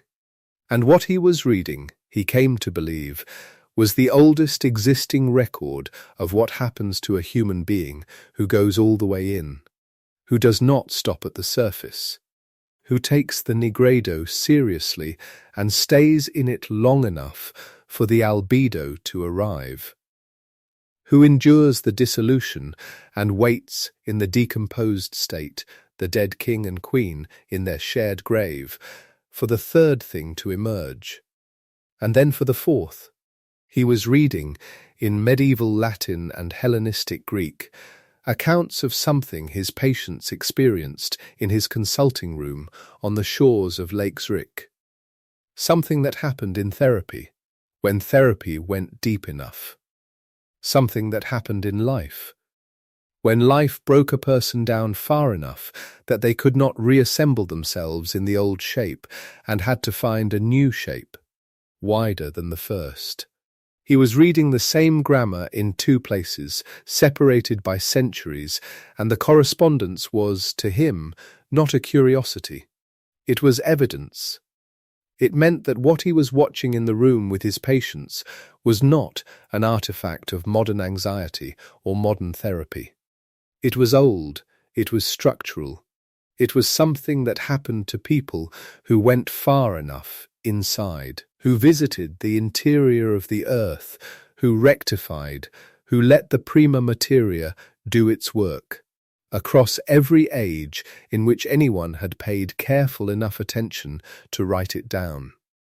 And the writing down had happened, disguised as chemistry, in the laboratories of a tradition that the mainstream of both science and religion had dismissed as fraud, superstition, or at best the confused precursor to real chemistry. But there is one more thing this tradition is the precursor to. Something larger, something that takes another turn before the night is out. The bridge across 1700 years, across the gap between Gnosticism and modern depth psychology, across the span from Zosimos in Panopolis to Jung on Lake Zurich, is not just an interesting intellectual observation. For Jung, it was the thing that saved his whole enterprise from a specific kind of loneliness. He had gone through his own interior. He had recorded what he found there in a private book, a red leather book he painted and illustrated himself over many years, calling it the Liber Novus, the new book, what we now know as the Red Book. He had gone so deep into his own unconscious, in the years after he separated from Freud, in the years of what he sometimes called his confrontation with the unconscious, the years of the visions and the voices and the descent, that he had not always been certain where the interior ended and madness began. He had emerged. He had emerged with a map and a theory and a vocabulary. But he needed something else. He needed to know that what he had found was not just his particular pathology, his particular imagination. The fantasy system of one Swiss psychiatrist with an unusual inner life. He needed the historical record. And alchemy gave him that. Alchemy said, yes, people have been here before you, not the same people, not the same laboratory, not even the same continent or century, but the same interior, the same unknown wing, the same images arising in the same grammar, from the same depths of the human mind, working on the same question, what does a person become if they go all the way through? That is what he found in the library behind the door. Not just knowledge. Recognition. The stone was always hidden in the earth, and the earth was always here. Take one more slow breath, the kind that goes deeper than the last one, and let it come out easily, without your pushing. The images are settling now. The king and the queen in the bath. The trickster spirit slipping through your fingers like quicksilver. Maria's fourfold axiom turning slowly in the dark. The priest at the altar taken apart by fire and made into light. And the single word vitriol that hides a sentence the alchemists spent their lives proving. Go inside, rectify, find the stone. There is still more ahead. Jung had one more book to write. He had collaborators. He had a physicist, a Nobel laureate, who came to him first as a patient and stayed as a correspondent, because both of them had arrived at the same border from opposite directions. He had a tower on a lake, and into the stone of the tower he carved what could not be said in words. He had a final, enormous work, the work he finished at the age of 80, the last book of the 30-year decoding, the one he considered the completion of everything. All of that is waiting, a little further down the road. For now, let the pages rest, let the lamp burn low. The library is not going anywhere. The books have waited 400 years already in their pigskin bindings, and they are patient. So are we. There is a question that had followed Jung for a very long time, and it was not a comfortable one. He knew by the time he had immersed himself in the alchemical texts that he had found something genuine in them. The images matched too precisely, appeared too consistently across too many centuries and too many languages to be coincidence or projection on his part. But he needed to know where these images had come from. He needed to trace the thread backward, further than the 16th century folios in their pigskin bindings, further than Dorn and Paracelsus and the Rosarium woodcuts, all the way to the root. What he found, when he followed it far enough, was Gnosticism. Not a comfortable destination for a Swiss psychiatrist in the middle of the 20th century. Gnosticism, the vast, tangled movement of spiritual speculation that flowered in the 1st and 2nd centuries of the Common Era, in the world around the early Christian Church, was regarded in most respectable circles as a dead end, a curiosity, the heresy that the Church had correctly and permanently buried. Jung disagreed. He had been fascinated by the Gnostics since his early years, had read them closely, had even written a small, strange document in 1916 he called The 7 Sermons to the Dead, attributed in a half-serious, half-dreaming way to the Gnostic teacher Basilides. The Gnostics, he believed, had grasped something about the structure of the psyche that the official tradition had then suppressed for 18 centuries. And here was the problem. Between the Gnostic world of the 2nd century and the emergence of modern depth psychology in the late 19th century, there was a gap, a silence. 1700 years during which the images did not disappear. They could not disappear if they truly arose from the collective unconscious, but went underground. Alchemy was the underground. That was his argument, and he came to it slowly, carefully, over years of reading. The alchemical tradition, running from Hellenistic Egypt through the Arabic world and into European laboratories and monasteries from roughly the 3rd century to the 17th, was not separate from the Gnostic inheritance. It carried it. The same images, the marriage of opposites, the descent into matter, the hidden divine spark imprisoned in the base, the redemption of the material world through transformation, appeared in alchemical texts using different vocabulary, different apparatus, different symbols, but drawing from the same underground spring. The Gnostics had placed these ideas in cosmological language, the divine light trapped in matter, the demiurge, the pleroma, the archons. The alchemists placed them in the language of the laboratory. Different vessels, the same water inside. Jung said, "This is the bridge." Across 1700 years, the contents that the collective unconscious kept trying to express.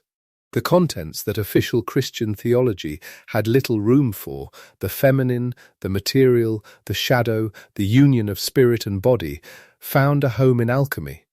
Not consciously, not deliberately. The alchemists were not Gnostics trying to preserve heresy.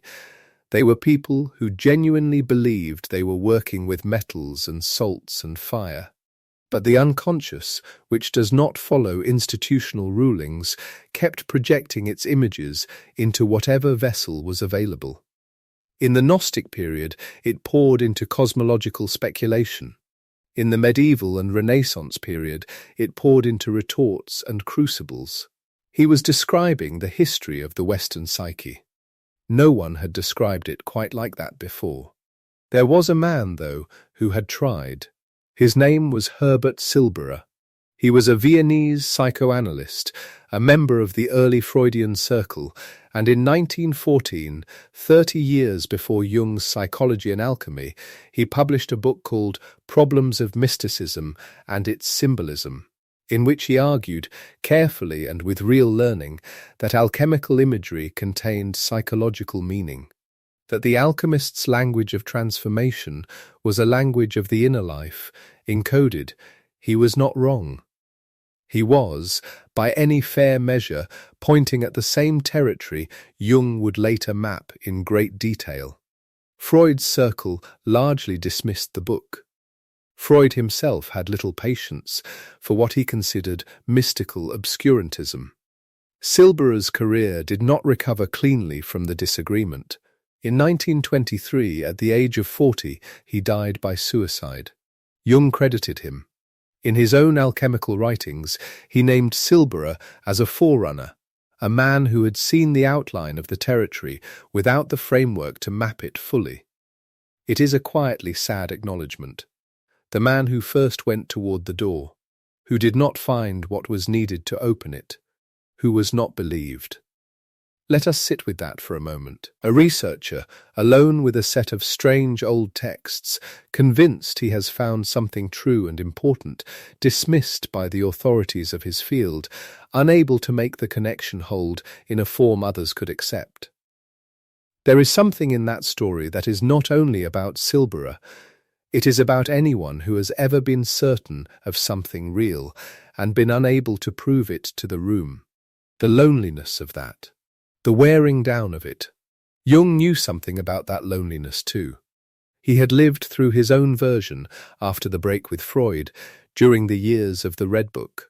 And here we should pause for a moment and say something about the Red Book, because it is important and it comes first, before everything else in the alchemical story.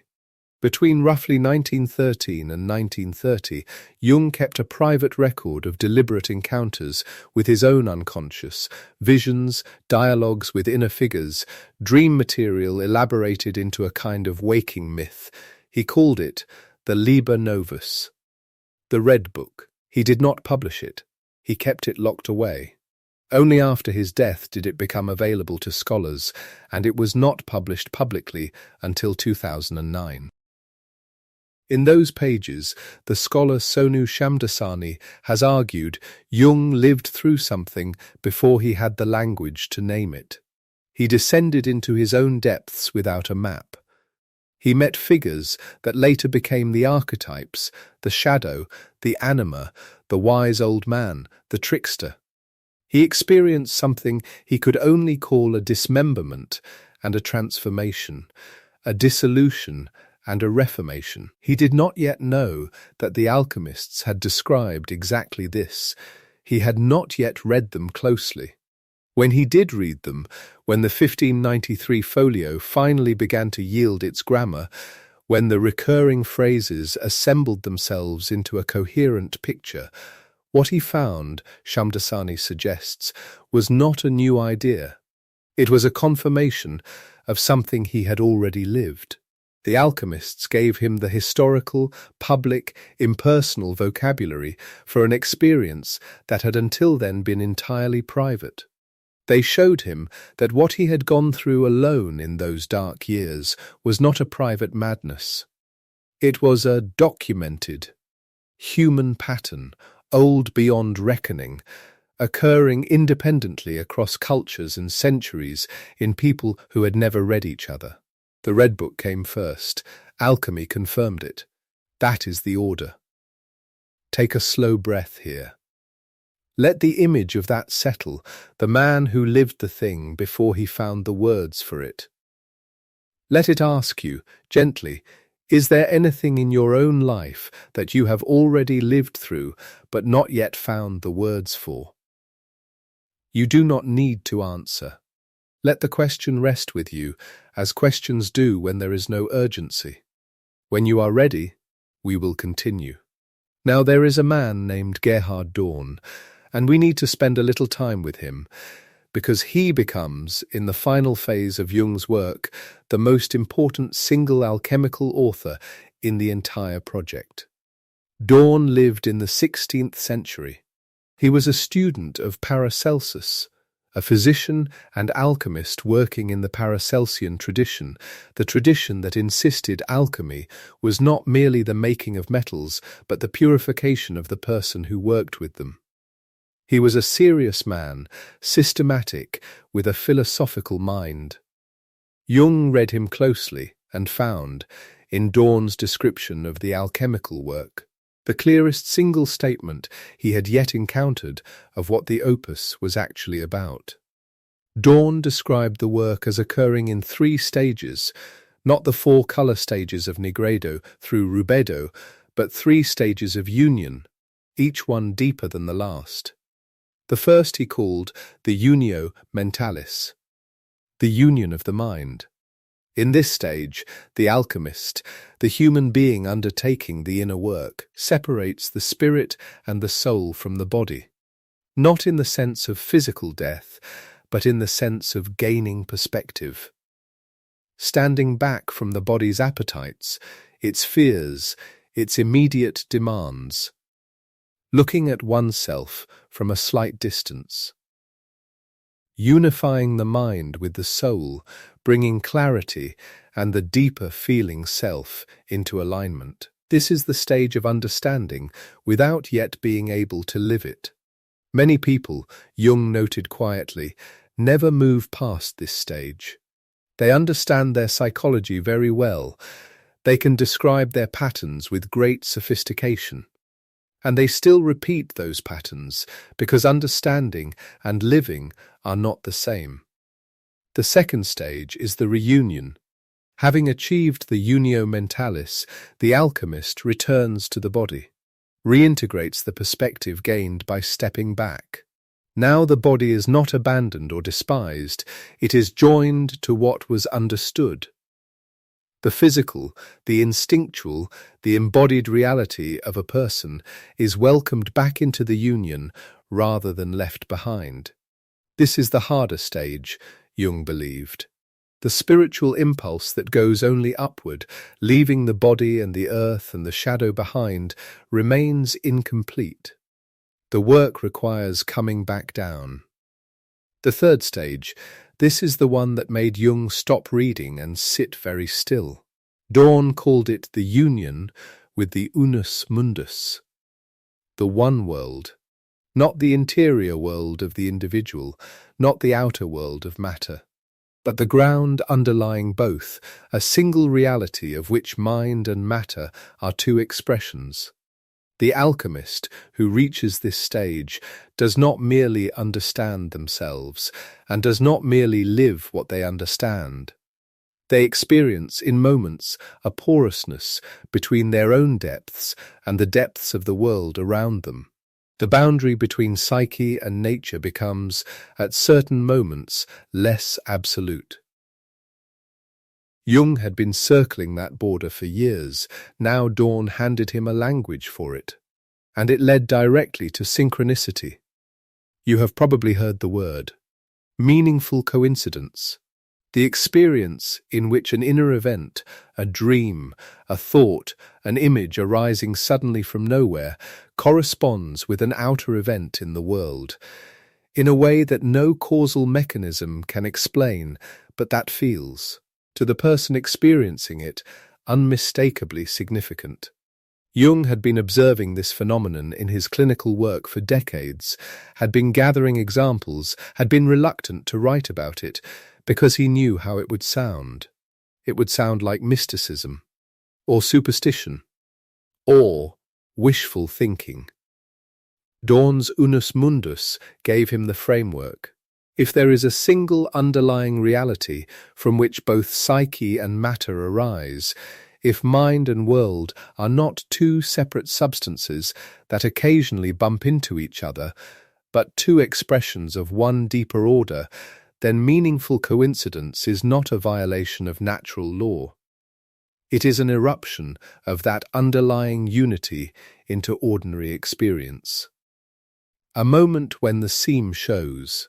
He needed, though, to say this in a way that could be heard by the 20th century. He needed a partner who spoke the language of modern physics. He needed someone who understood from the side of matter what he was approaching from the side of mind. He found in this a Nobel laureate. Wolfgang Pauli came to Jung first as a patient. This was in the early 1930s. Pauli was one of the most brilliant physicists of his generation. He would receive the Nobel Prize in Physics in 1945 for his discovery of the exclusion principle, a cornerstone of quantum mechanics. He was also, at the time he first arrived at Jung's Institute, in considerable personal difficulty. His inner life was in disorder. He had dreams of great intensity, strange, mathematically charged, symbolically dense dreams that he could not simply set aside. He was referred not to Jung directly, but to a young female analyst, because Jung thought Pauli should work with someone on whom he would not project his formidable father image. He worked with her for a time, recording his dreams meticulously. Eventually he did work with Jung as well, and eventually something stranger happened. He and Jung began to correspond, not as analyst and patient, but as peers, a physicist and a psychologist, arriving at the same border from opposite sides. In 1952, they published a joint volume, The Interpretation of Nature and the Psyche. It contained two essays, Jung's essay on synchronicity and Pauli's historical study of the astronomer Johannes Kepler, examining the psychological and archetypal assumptions hidden inside Kepler's scientific vision. Together, the two essays were an argument, made from both sides of the disciplinary fence, that the split between matter and mind, which the modern world took as given, was not the final word, that there was a ground beneath it. The alchemists had stood on that same border. They had not been able to separate what they were doing in the vessel from what was happening inside them. Dorn had described it as the unus mundus. Pauli and Jung were trying to describe it in the language available to the 20th century. They knew they had not succeeded. The problem was too large, but they had named it clearly enough to know what they were reaching for. Let us pause here. Take a slow, easy breath. There is no need to hold the physics or the philosophy tightly. Let it move through you like something half understood in a dream. You don't need to grasp it, only to let it settle somewhere below thought, where things that are true have a way of resting. When you are ready, we will move toward the end of the road. There was a woman who travelled a great deal of this road alongside Jung, doing work that complemented and extended what he could not do alone. Her name was Marie-Louise von Franz. She had met Jung when she was 18 years old, attended a lecture he gave, and recognized something she could not name but could not ignore.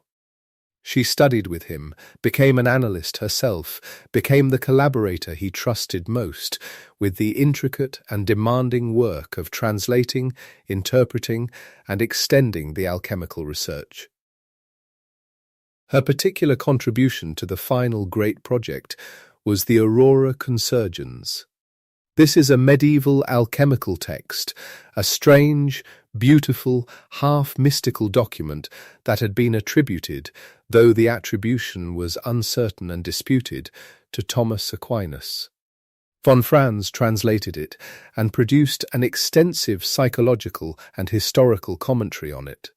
This commentary was published as an accompanying volume to Jung's own final work, Mysterium Coniunctionis, appearing together in the collected works. The two texts, Jung's systematic analysis and von Franz's translation and commentary, were meant to be read as one double work, the alchemical mystery and its decoding side by side. Mysterium Coniunctionis, the mystery of the conjunction. The Union of Opposites. Jung published it in 2 volumes in 1955 and 1956. He was 80 years old when the second volume appeared. 80 years old, and still working, still reading the 16th century Latin, still building the argument, still following the thread he had picked up in 1928 when Richard Wilhelm's package arrived. He had said, in various ways and at various points, that this was the work in which his psychology found its historical roots and its completion. Everything else, the theory of the archetypes, the concept of individuation, the analysis of the collective unconscious, the long argument about the self and the shadow and the conjunctio, all of it was preparation or tributary. This was the confluence. This was where the streams gathered. Think about what that means for a moment. A man picks up a trail in his middle 50s. He follows it through 3 decades of reading, of note-taking, of illness, of the deaths of contemporaries, of the slow narrowing that comes with age. And at 80 he sits down with the last volume of the last great work and brings it to its end. Not because he has solved the mystery. You do not solve Dorn's Unus Mundus. You do not solve the conjunctio, the way you solve an equation. But because he has said what he was given to say. He has followed it as far as a person can follow something in one lifetime. That is a particular kind of completion. Not triumph. Not the fanfare of a problem solved. Something quieter. The satisfaction of a man who went back every day for 30 years to the same difficult, half-lit room, and who, in the last of his years, knew that he had not wasted the time. There was one more place where the alchemy was not only studied, but lived, not written. Carved at Bollingen, on the shore of Lake Srich, Jung built a tower.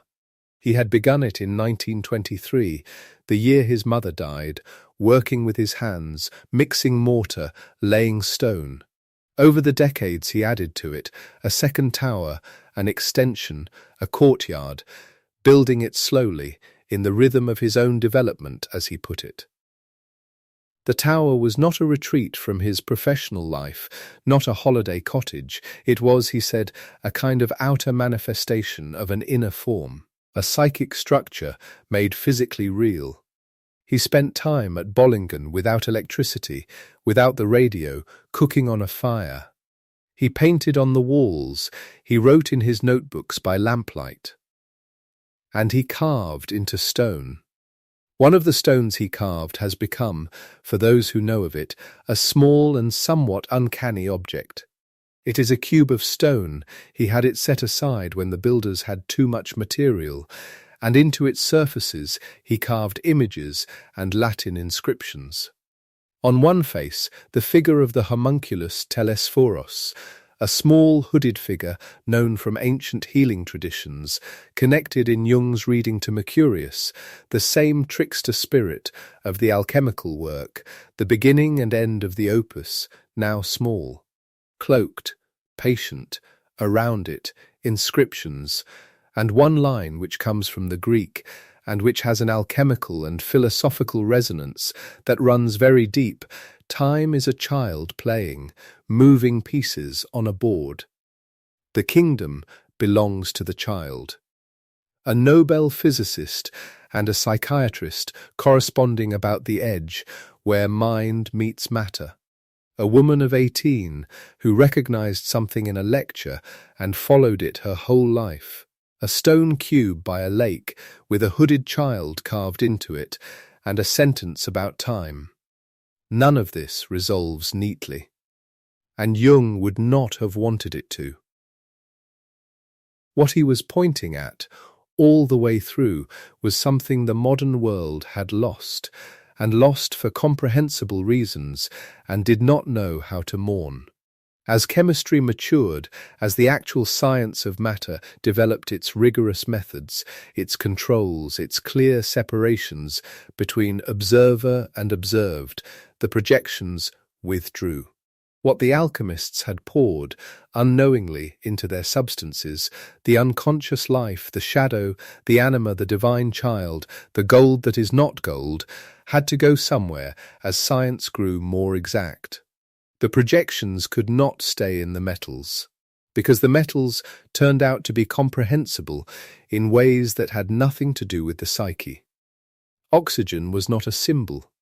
Sulfur was a compound. The reduction was brilliant. It was necessary. It gave us the world we live in.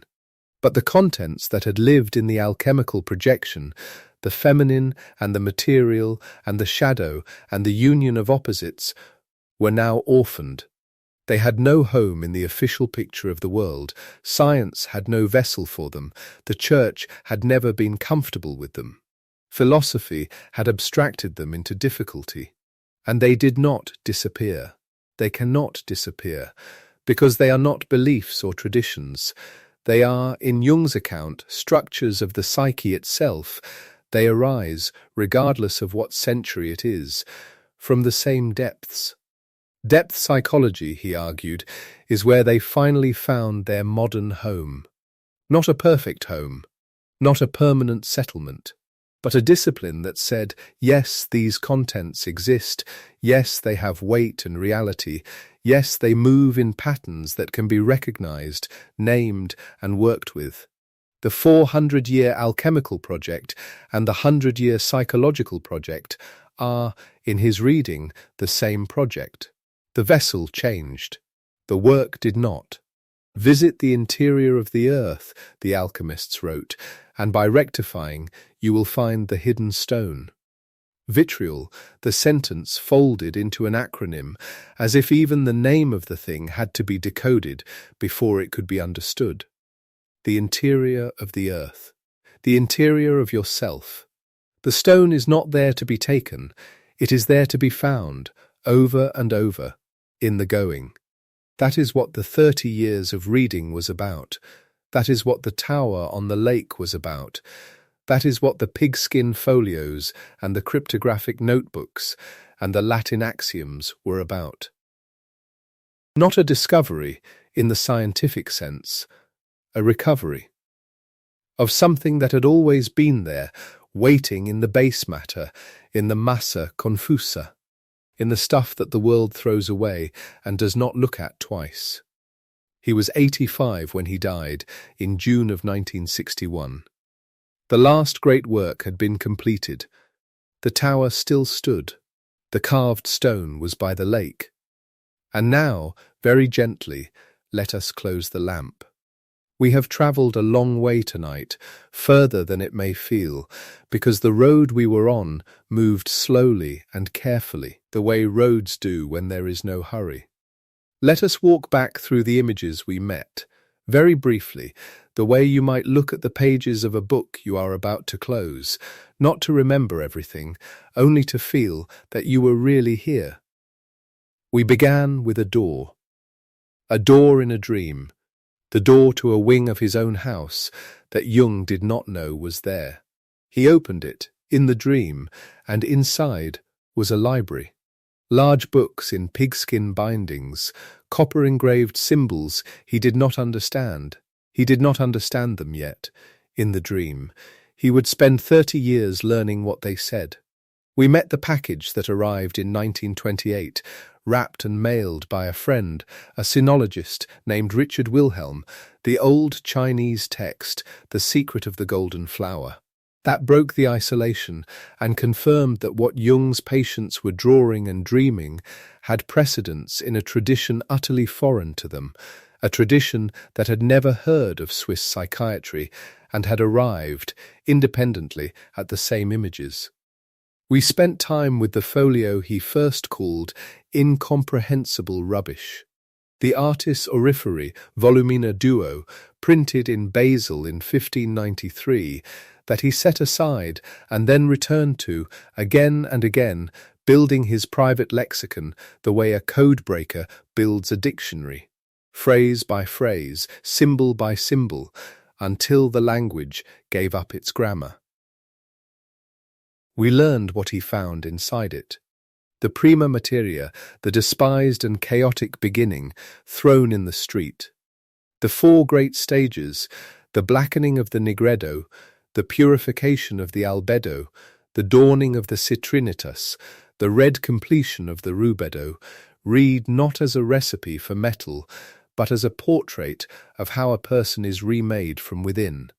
The rhythm of solvet coagula, dissolve what has hardened, allow it to reform at a truer shape.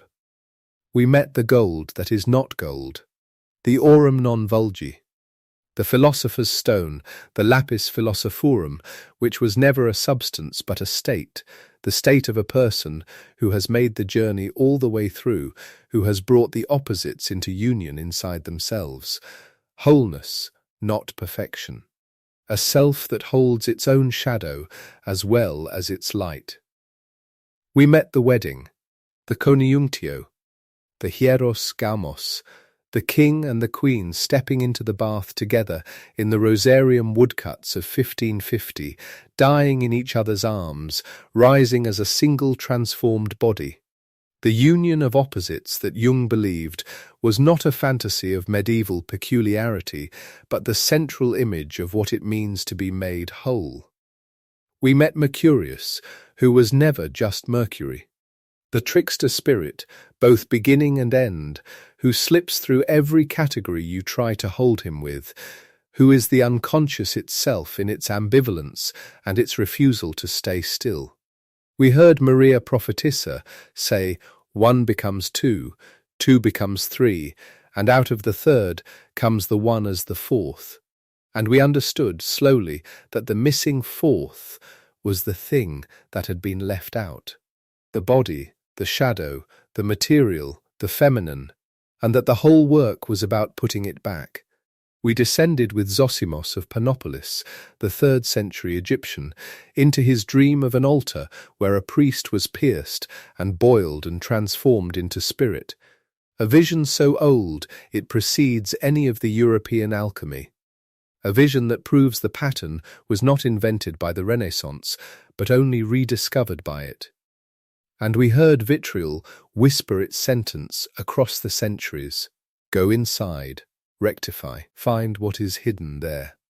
Then, tonight, in this last stretch, we followed the thread backward into the long silence, 1700 years of underground current, from the Gnostics of the 2nd century through the alchemical centuries to the moment depth psychology was born, and understood why Jung called alchemy the missing bridge. Why he needed it to give his psychology its historical roots. The images had to have come from somewhere. They do not arise ex nihilo. They have a history, a lineage, a long, unbroken river of human projection and discovery that reaches from Hellenistic Egypt to a Swiss psychiatrist working by lamplight in the 20th century. We met Herbert Silberer, who saw this first and was not believed, who went toward the door 30 years before Jung opened it fully, who was dismissed by his own circle and who did not survive the dismissal. That is a story worth sitting with gently, without rushing past it. We followed Gerhard Dorn's 3-stage union, from the unio mentalis, where the mind steps back and sees itself clearly, through the return to the body, to the unus mundus, the one world beneath the split of mind and matter. And we understood why that 3rd stage, the one that removes the absolute boundary between psyche and nature, led directly to what Jung called synchronicity, the eruption of a single underlying order into the ordinary moments of a life. We sat with Wolfgang Pauli, the physicist, who came first as a patient and became a correspondent, who brought to the same border his Nobel-level understanding of the quantum world, and who collaborated with Jung on the 1952 volume that tried imperfectly to say in modern language what the alchemists had gestured toward in theirs. We were grateful for Marie-Louise von Franz, who was 18 when she first recognized something in a lecture, who spent her life following it, who translated the Aurora Consurgens and stood beside Jung in the last great work as the essential companion. We arrived at Mysterium Conjunctionis, published when he was 80. The culmination, not a conclusion in the sense of a problem solved, but a completion, the full statement of the thing he had been building toward since that first folio sat unopened on his desk. We went to Bollingen, to the tower by the lake, to the carved stone with the hooded figure and the line about time and the child and the kingdom, and we let the image of a man mixing mortar with his own hands, living without electricity, carving symbols into stone instead of only writing about them, we let that image say what it says, which is that some understanding cannot be kept in books. It has to be put into the body, into stone, into the things that outlast the thinking. And we considered, finally, the withdrawal. What happened when science matured and the projections could no longer live in the metals? The orphaned content of the collective unconscious looking for a home, finding it, imperfectly, tentatively, in the work that Jung and those who came after him called depth psychology. Not a final home, a living process, a vessel still being built. You have been with all of this. You have not needed to do anything with it. You will not be tested. There is nothing to remember, and you are not required to believe any of it. It is enough that it moved through you, the way a river moves through a landscape, changing the shape of things very slowly without asking permission. If one image stayed, the locked door and the impossible library, the gold that is not a metal, the old man carving a child into stone by a lake, let that be enough. More than enough. The rest is in the books, patient in their pigskin bindings, waiting for whenever you might want to return. You are not broken. You are human. The loneliness you carry at night, the sense of something not yet whole, the quiet question of what you are becoming, these are not signs of failure. They are signs of a life that is still in process, still in the work, still somewhere in the long middle of the journey, between the nigrido and whatever comes after, as it is for everyone, as it has always been. The stone is not a destination. It is the willingness to keep going, to keep dissolving and reforming, to keep returning to the interior of the earth without knowing exactly what you will find there. Jung returned for 30 years. The alchemists returned, some of them, for entire lifetimes. None of them arrived at a final place where the work was finished and nothing remained. They arrived at deeper and deeper versions of the same mystery. And they found, most of them, that the deepening itself was what they had been looking for. So, the lamp is very low now, the books are resting in the dark, the carved stone is by the lake is still, and the night around the tower at Bollingen is very quiet. We have met quite a few things tonight, you and I. A dreaming doctor, an ancient library, a package from China, a trickster spirit made of mercury and meaning, a king and a queen stepping into a bath, a physicist who dreamed in symbols, a woman who was 18 when she recognized her life's work, an old man finishing his last great book. You do not need to remember any of it. Not the Latin stages, not the names, not the order of things. If something stays with you, a feeling, an image, a single word, let that be the whole of your return on the evening. That is more than enough. You have been listening. That is already the thing. The willingness to sit with a long, slow, complicated story about what it means to be remade from within. There is something in that willingness that knows what it needs, even when the conscious mind isn't sure. Rest now. The questions can wait until morning, and some of them will answer themselves between now and then, in the space where sleep does its own quiet work. Enough stories for one night. Off to sleep now, Grandpa says.